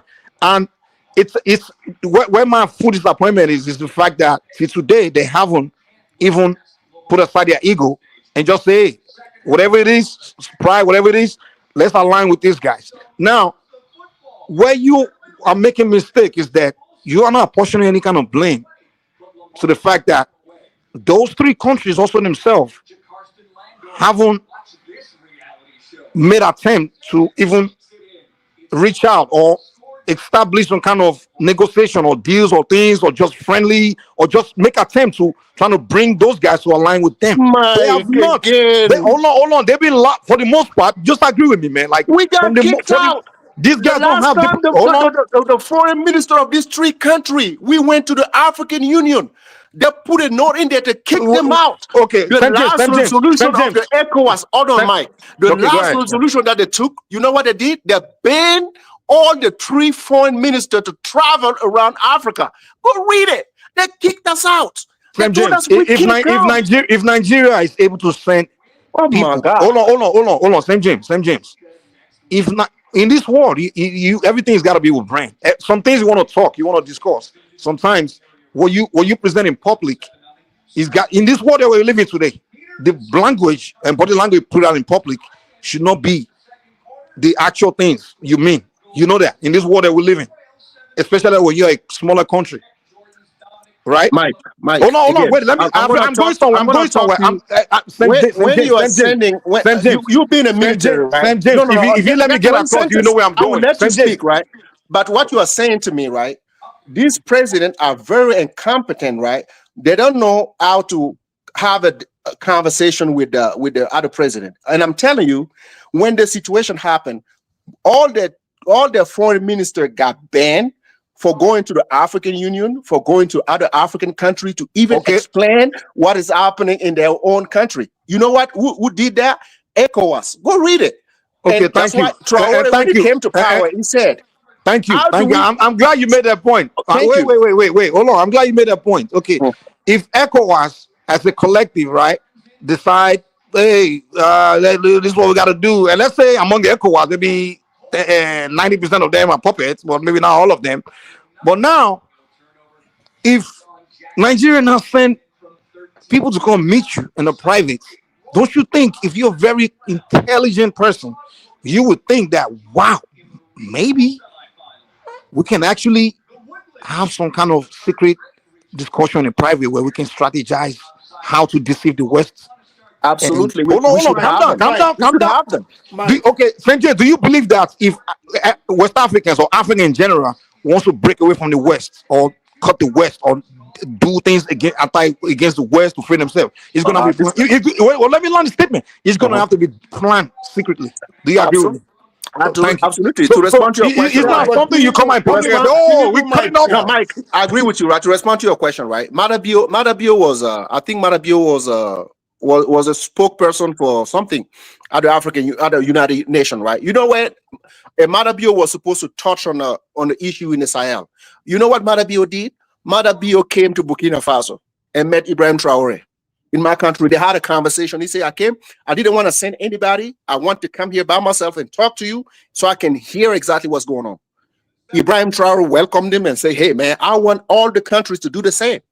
We are open for everybody. Any communication, we are ready. Madabio did just that. So, I mean, I'm surprised that people may think that these people are close to any conversation. They are not. Sam James, what I'm trying to tell you is it's something I know that you don't know. Wait, Nigeria. Hold on. Mike, 1 second. Mike, are you concerned that your president is possibly, even if you don't want to believe the paperwork, but Yeah, he sounds possibly so a CIA, defensive. Yeah, CIA asset? Hey, maybe not. I don't know. But hey, one thing I know for a fact is, do you understand how serious that is? Yeah, hey, whether he is or not, one thing I know for a fact is Nigeria today, the president of Nigeria is not the most powerful person in Nigeria. But Mike, him being an asset is dangerous to West Africa. That's our whole point. Well, whether he is an asset or not, the day he's going to start carrying out policy that's anti-Nigeria, that's the day he's going to be out of. He's going to be out of there. So it's he's going to be assassinated. Period. So what I'm saying, Mike, it's just about Nigeria. What if his role is to, be an asset, a valuable asset against the other countries? Everyone else. Let me put it this way. Let me put it this way. Trying to resist the West in check. Afridamos, that's the deal. Let me just put it this way. See, the people that run Nigeria today, they're in the background. It's a secret society. So forget whoever become president, dude. You're not gonna make. Mike, I don't think you understand. Mike is shuffling, man. Yeah, I'm just telling you the truth, dude. Forget the president of Nigeria is a powerless man. Because if the president of Nigeria is so powerful, there's some people in Nigeria so they'll be dead, man. Mike, I think you're being delusional. But let's bring Keith. But I'm from there. You're not from there, though. You're gonna tell you know more about my country than me. No, I'm just speaking about what makes sense. Your country is not more powerful than the United States. No, they're not. Absolutely not. Okay. So therefore, if what we are saying here, this is we're speaking. Well, you can't take down a secret society, though. I don't see why you're gonna use a nuclear bomb to take out a secret society. Oh, Mike. But if the head, right? He's not the head, man. The president of Nigeria is not the head. Trust me. Yes, Mike, I'm a little disappointed tonight, bro. Yes, no, I'm telling you the truth, Sam James, man. He's the most powerful the president of Nigeria is not making the absolute decision in Nigeria. I'm telling you. Mike. It's a group of people. Tinubu is the most powerful man in Nigeria. It's not. People like it or not. He's a figurehead, man. Oh, okay. Let's bring Chief. And then are you one of those people that believe Joe Biden is the most powerful man in America? Yes. Really? He's going to make decision against the CIA and all these people? Again. Or his position, Mike, his position is the most powerful man. But on paper, but in reality. Hold on. Why do you think they want to take Trump out? Because he's his own man. If you have puppets in the back, you being an agent, and you are in this powerful. I'll be honest with you, Barack Obama was the puppet, and Joe Biden is the puppet. Trump is going to be a puppet. Mike sees you as a. Excuse me, Mike. That's what makes it dangerous, because the position is the most powerful position, and if a nefarious organization has control over that individual, that's what the problem But Afridamos, if Tinubu is actually working for the West, they would have invaded Egypt, Burkina Faso. They were using Nigeria Air Force to bombard the place right now. They're about to succeed. Okay. Let me speak. They will be bombarding that place right now. So he's not going to do that, Okay. let's I can I allow But speak Keith now? you know, to. in order to do it, they have to do it in a certain way for the people not to know, even they got involved. Like, this is not That how this they were works. trying to look for that part, and they couldn't get it because we were in the way. So don't forget, these countries that you are talking about, they have allies that are as But you guys are powerful as no, contradicting no, Listen, yourself, listen, though. no, listen, no. listen, That's not listen, contradiction. guys, I guys, mean, guys. so I after feel that, like One mic. I One feel mic. like. after that, Can I speak? Can I speak, okay, go please? ahead, go ahead, go ahead. Yeah, there's something very important called war by deception. Okay, and I'll use the Middle East as an example. Okay, listen to this. In this aspect, of course, Nigeria and the situation in Nigeria and West Africa don't relate, but it kind of, it kind of like what they call play a role in it, which is you destroy any potential threat before it utilizes itself as a threat, before it forms itself as a threat. Okay, and in the case of West Africa and Nigeria, that's not the case, but it's just economic interest, where in the process Nigeria is promised to benefit from it, right? By being a good ally, by keeping everyone that raised their head in check and just chopping it off, right? Not in the When did literal they do sense. that? Let me bro, I was in Mike, the you mute gotta for let 20 him minutes, finish. almost 20 minutes. I listened to Give you us as when they well. chop head off. You keep talking all No, no, these. no. I say not in the Mike, literal sense. Don't Mike, don't listen is to just respond, but yeah. just listen. Okay. So my point is to simply put, Nigeria, for example, what they call President Ibrahimi, right? The past 2 or 3 weeks, bro. You know how many assassination attempts that they had on that brother's life, Afrodamus? Plenty, By plenty. Nigeria? Okay, By Nigeria? but can I But speak? Mike, he's not Like, saying. Mike, you gotta I let him held I finish, held the bro. mute button, right? Like, can I speak, please? Listen, and I don't have no beef. I have no issue with the Nigerian people, but I'm just criticizing the leadership, which I have the right to do so, right? I don't care if it offends you. Well, You you can got to criticize. make sense. You don't You offend could me. I'm Mike, just trying Mike, no, to no, Mike, no. have you but make You Mike, can sense. That's all. Mike, criticize. Mike, you gotta let him talk though. Yeah, I'll appreciate it if you can hold the mute button. I'll let you respond. Trust me. Uh, which you could do the same. You can reciprocate. You can criticize our leadership in East Africa too, right? Like Ethiopia is wreaking havoc in the region. You could do the Yeah, same, but I right? would know what I'm Somalia, talking same about thing. before I start talking, though. But see, you keep interjecting to the point where I'm forgetting my train of thought, right? Like what I'm gonna say and stuff. But my point is, most of these coup attempts are being facilitated within the vicinity of these what they call countries that recently had coups, which Nigeria is part of it, right? Nigeria is not a perfect country; it has its flaws, right? Money walks, bullshit. I mean, money talks, bullshit walks in Nigeria. When it comes to bribes, you can literally bribe your way up to the top. Okay, so these what they call foreign, intelligence, what they call Like foreign apparatus, assets. yeah, they come into Nigeria, they bribe their way through to position of powers, and they manipulate certain people that hold key position to get their ways. For example, in when it comes to Ibrahim assassination, it was being what they call it was floated. People were saying what they call, they were facilitating most of these coups and funding it from Nigeria border, right? Really? Northern Nigeria. Do you Yes, have yes. do you have evidence to this? Look, I will, look. I will cite the sources, Look. but Here's the not at thing. the Here's top of the my thing. head. But Here's the it thing. was, Here's the you can thing. search You it For up. just put it out of example, your ass, man, not from your hold head, on, No, man. no, hold no, no. on, Show what hold the on, person is. hold But on. It is I'm just facts. gone. It is real fact. Like So Nigeria is sponsoring the assassination out in in the open. Burkina Faso. Hold on, out in the open. Not the Nigerian government. Obasanjo, The- Obasanjo, Obasanjo, Well, we're talking about today. You're Obasanjo. talking I'm about giving you an decades example. ago. Obasanjo showed us what an asset does when needed. He betrayed Charles Taylor and handed him over. Yeah, And but this is I agree with you that back then, in those hold on. days, we had those kind Okay, of. Mike, Let me Mike, finish. But let me Mike. finish. All we're saying is like, okay, you are sitting here trying to tell us, a system that is out in the open. We see Nigeria is But run we're by talking about human beings. today, Afridamos. You're talking about I'm 20 talking years ago. about today. I'm talking no, Mike. It's what And is today? besides, the guy only betrayed one man. He didn't go betray Liberia. I didn't fly. Okay, Mike, Okay, My, so my my, point. my, Mike, you my, Mike, minimizing man. this and Mike, laughing is Mike, Mike, know where we're concerning. coming from with this, I, man. I But You St. know. James, when Nigeria is wrong, I will one at tell a you time, what guys. they're One at wrong. a time. St. No, no, James. no, Like, no, Okay, Alpha okay, Damus. guys, let's do our closing Come on, man, statements. Alpha yeah, Damus, man. one It's at a getting, one. it's Let getting, me it's let me getting finish. better, man. It's Hold getting on, better. So what I let's was allow saying, let's allow Keith to finish.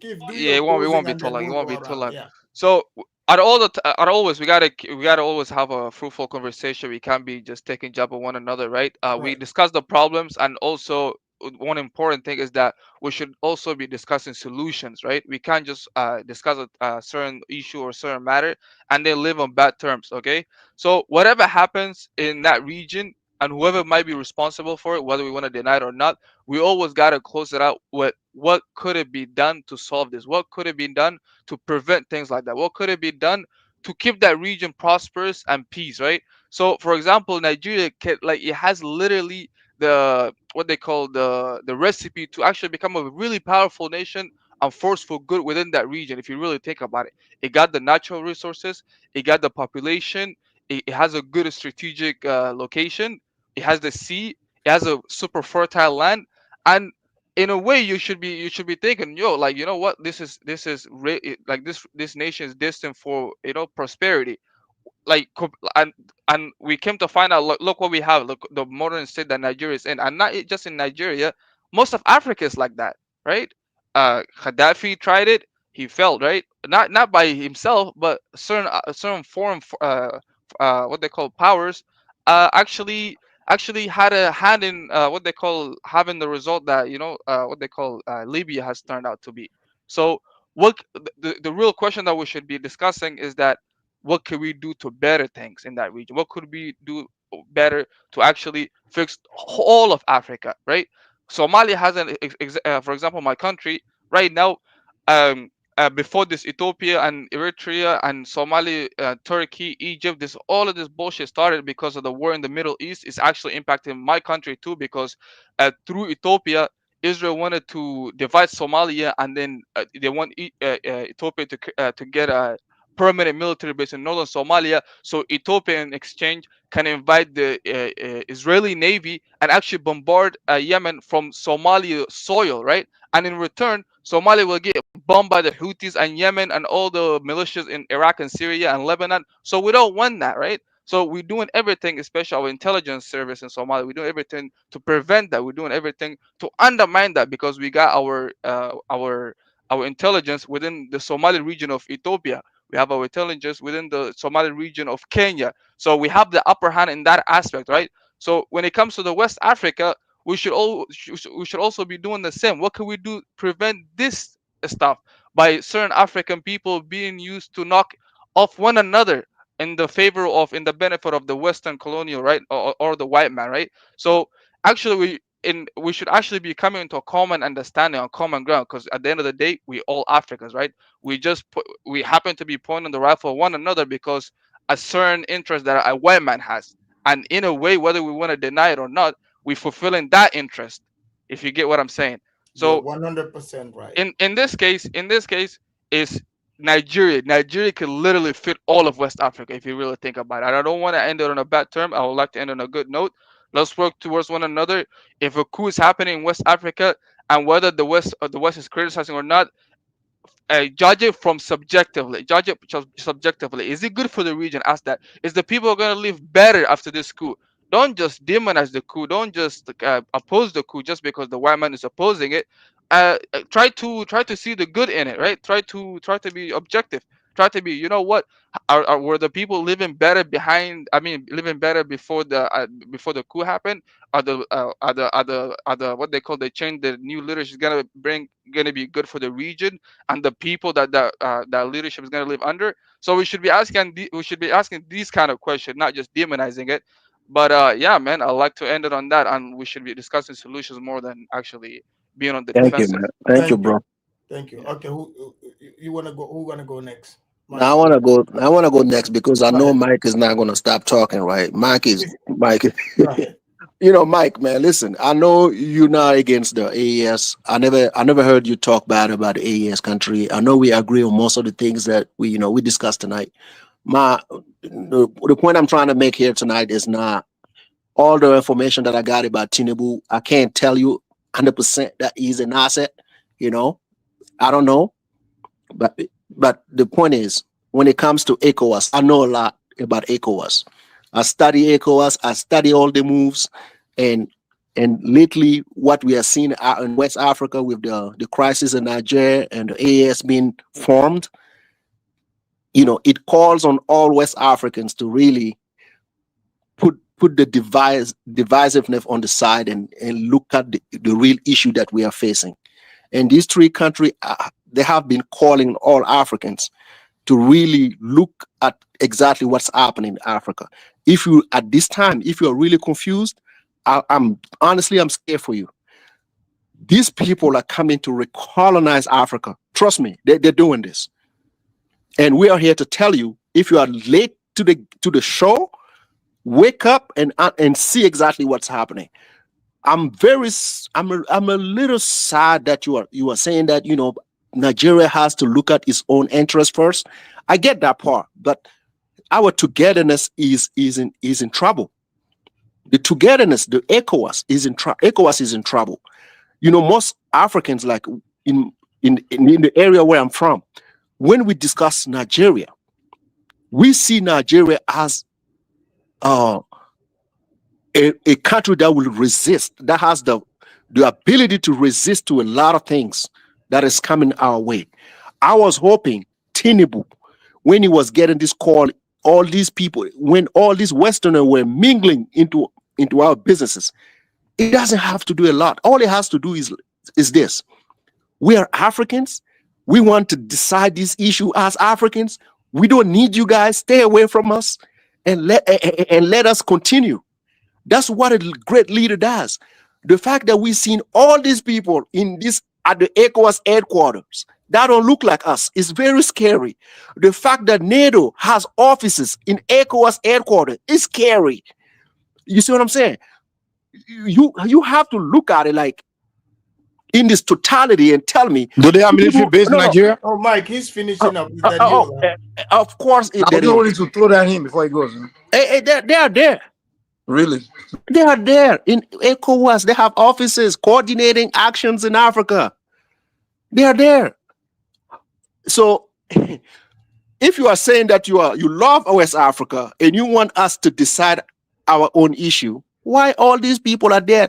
If they were really there protecting our interests, like, I don't want to throw their name there because a lot of Africans don't understand that. You know, that group of people, when they come to Africa, they deliver and they go. That's why we deal with them. It's on a specific basis. You come here, you do certain things, and you go. The people that we're talking about tonight, they're permanently in Africa. They don't leave. They're there. And Tinubu knows that. These people will never go home. As long as they have resources there, they have assets there they can talk to stay in West Africa, they will be there. That's why we have the French base in Ivory Coast. We have one in Senegal, and we are surrounded. The AES country are surrounded. Lately, you have been seeing they are in Benin as well. When Ibrahim Traore talks about it, they look at Traore like, oh yeah, he talks too much. He's too young. He's too reactionary. This is reality. Look at Nana Akufo-Addo. Lately, he was in Paris getting a medallion from Macron. He's not even asking the question what these guys are doing in the AES, why they don't want to go. They don't ask these questions. The same thing he said, oh, Africans shouldn't be welcoming other nations to come help us. This guy never helped Burkina Faso do anything. What does it do? What did he do? What did you do? We are at least we are at war.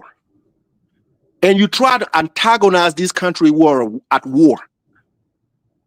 That's sad to watch, right? But we are okay on our side. I will never attack Ghana or Togo or any other country when they are at war. Is Nigeria attacking you right now? Did I say Nigeria now? Okay. I just want to make sure. I said Ghana. I said Ghana. Just look at the pattern of Nana Akufo-Addo. Just look at the pattern. The very president who came to power and say he's Pan-African. Just look at the pattern of Akufo-Addo, our own neighbor, doing this to us. And if we want to talk Africans, you guys want to antagonize the best Pan-African country. Akufo is a puppet. He's an asset. He has people in.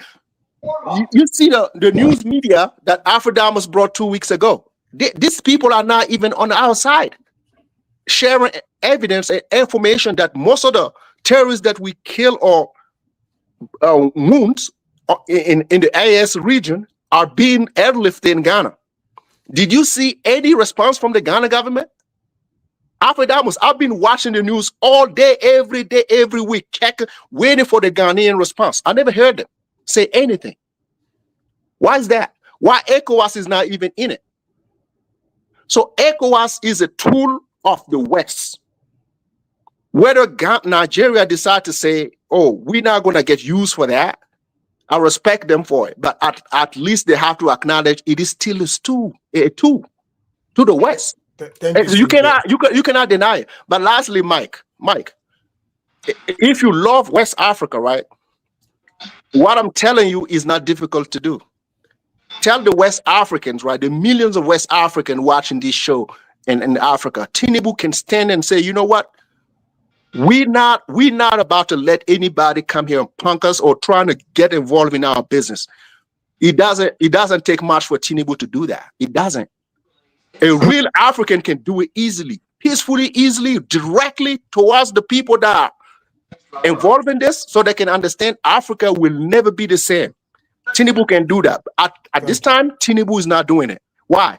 Ask yourself that question. Why is not doing it? Why is still kind of? I can tell you why. Why? No, I get it. No, I understand it. But you know what, Mike? You and I know what leadership mean, right? Thank you, No. After that, let me finish one sentence. I'm gonna one sentence, right? One sentence. We are 3 grown men on this panel right now.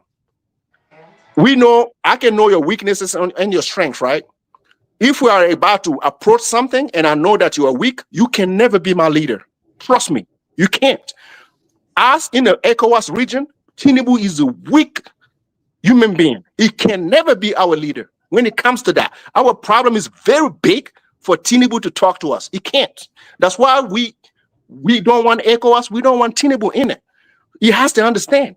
Until he grows some balls and do the things that we tell him to do, this is dead for us. Thank you. Thank you, St. James. All right. Mike, closing you see the mistake he made. He's tell him to do things you tell him to do. Number one question: what are you offering him in return for him to do something for you? Absolutely nothing. And there's one thing Nigeria realized after a while, that these African countries have nothing to offer us.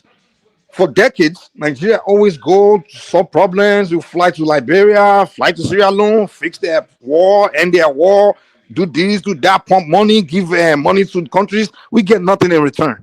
So most of these countries, after we go there to help them do something, later on, when Nigeria go to the same country to say, hey, we want something, give them an opinion to do something, and America or France give them other opinion, they will follow the Americans' voice and the French voice.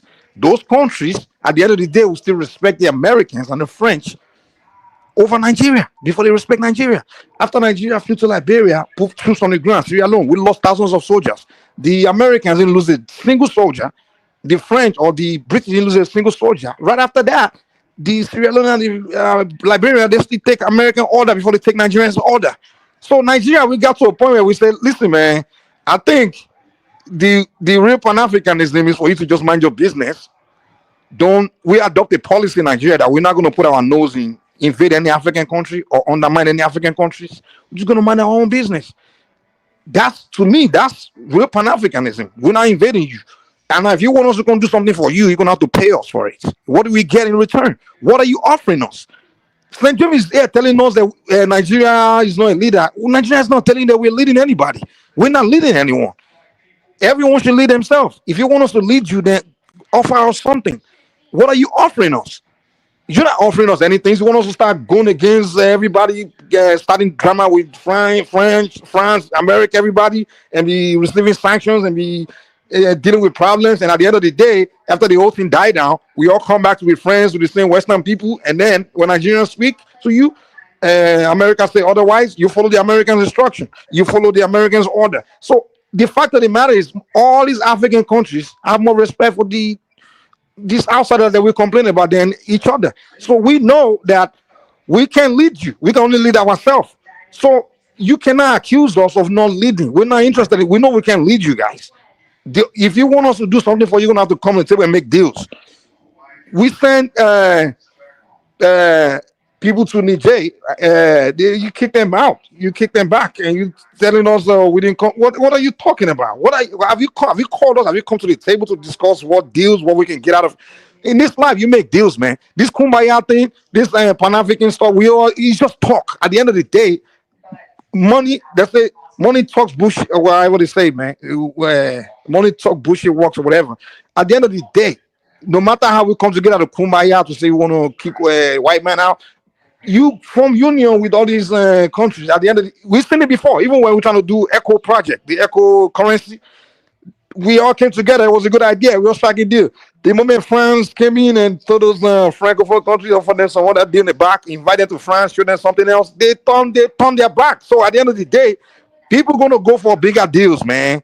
Today, we Nigeria can join hands with Burkina Faso or Ghana to say we are best friends, we are black brother, we are black black kumbaya. At the end of the day, when the white man put them to the side and say, hey, Nigeria is only offering you 1 billion out of this deal, well, I can give 50 billion. Ghana is going to look at you and say, Nigeria, I'm sorry, man. That 50 billion the Americans offering me is better than your 1 billion. Hey, sorry, man. I'm going to have to go with the Americans. At the end of the day, this kumbaya shit, it doesn't work. The way for liberation of Africa is every country should focus internally and fix their internal issues.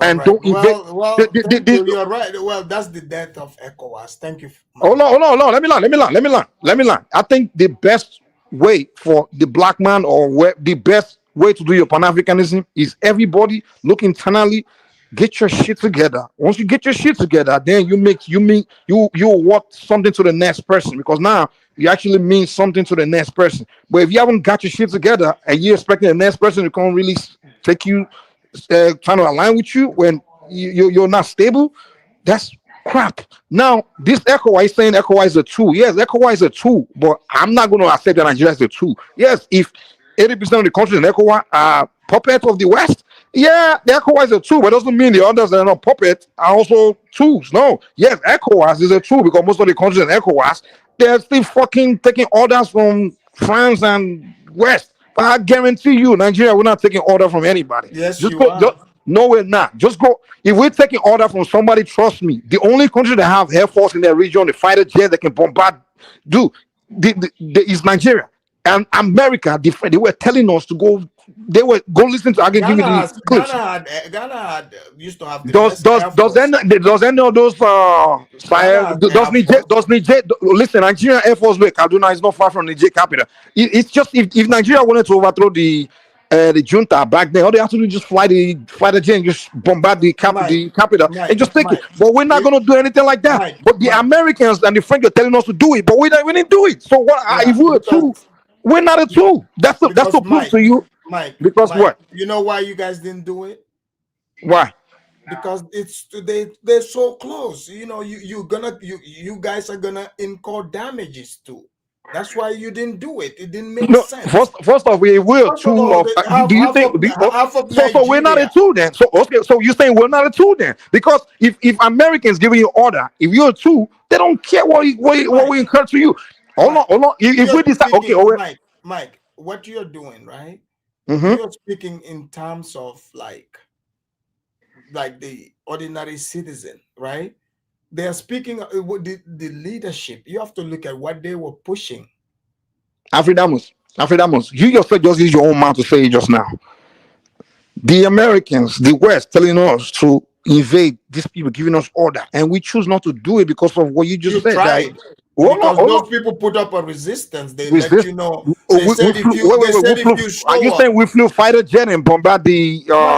Mike, you guys, there's no way you guys could have beat these people. It's not possible. Their country is too vast, and they have other allies. You guys can't beat them. That's why Nigeria didn't do it. You guys can't beat them. Afrida, whether the reason we didn't do it, at the end of the day, you can agree that we decided not to do it. Niger is not like hold on. You won't be able to beat them. It's three. Okay. So you're making my point. I'm not saying that we can beat them, but you're making my point. If the West are telling us to do it and we didn't do it, what does that tell you? We make our own decision. We didn't do it, so how are we a tool? So we're not a tool. What the heck? What's so difficult to figure out about that? The West are telling us to invade you, and we didn't do it, and you keep calling us a tool. What is this business of this accusation that Nigeria is a tool of the West? Nigeria shut off the electricity. Is the West that told us to shut electricity? Yes, yes. No, they didn't. They didn't. Sir, why would you shut off the people's electricity if they paid their bill? They didn't pay. They didn't pay shit. They didn't. First of all, the new junta that came in. They paid at the time. They already paid. The junta that came in didn't want to have anything to do. First thing they do is they out of the echo. bill was already paid. If the bill, if someone pays you, Mike, wait, Mike, are you telling me if you paying a car, right? The car payment, and you inherited, and at the time that you do you have the receipt that they paid? Hold on, that payment was made. Do you have the receipt that they made the payment? They didn't pay their bill. That's why we cut it off. Afridamus, what are you talking about? Show me the receipt, man. You didn't pay your bill and we cut off your light, and you talking crap. The only thing the West told us to do was to invade them. That's the only thing they asked us to do, and we did not invade them. We said we're not going to invade anybody. So, and you guys keep calling us a tool. Mike, they didn't pay. They didn't pay the bill. We cut off the light, and you're telling us that we're a tool of the West. What does the West got to do with that? So if you don't pay your bill, the light company cut off your light. You start accusing the light company of being a tool of the Democratic Party, or what is this? What are you talking about? Did you guys send them to collection? Hey, we will give them freaking. We will send a delegate to go tell them and inform them about the late bill. They'll kick the delegate back. It's like your light company is calling you that, hey, you haven't paid your bill, and you didn't pick up the phone. What are they going to do? They're going to cut your light. You can't blame them. So they didn't pay their bill, so we cut the light. And the way what I'm saying is, you guys are yet to show me evidence that we're a tool of the West against other African countries. You're yet to show me that, because I'm proving it to you. The West, obviously, last statement, the West clearly, including the other ECOWAS company, came to Nigeria saying they have the troops ready. They need us to go in. And we clearly declined. And yet, you're still calling us a tool. What kind of tool is that doesn't work? Are you kidding me? You gotta stop this, man. Come on. All right. Thank you, man. Thank you, Mike. That was Mike, guys. Thank you, guys, very much. That's Mike. I'll definitely, continue with these conversations. It was great. And as you know, please like and share. Feel free to leave your comments, and I'll see you guys on the next one. Peace.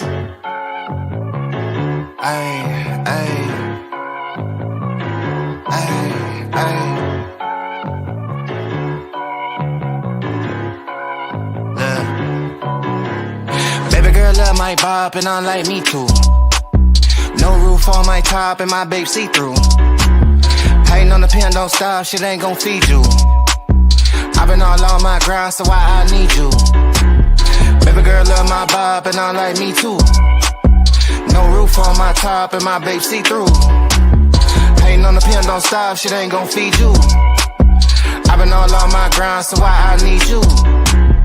Big flex, my swole up. Double cup and I'm pulled up. Niggas hating like hold up. What's the problem? I'm pulled up. Big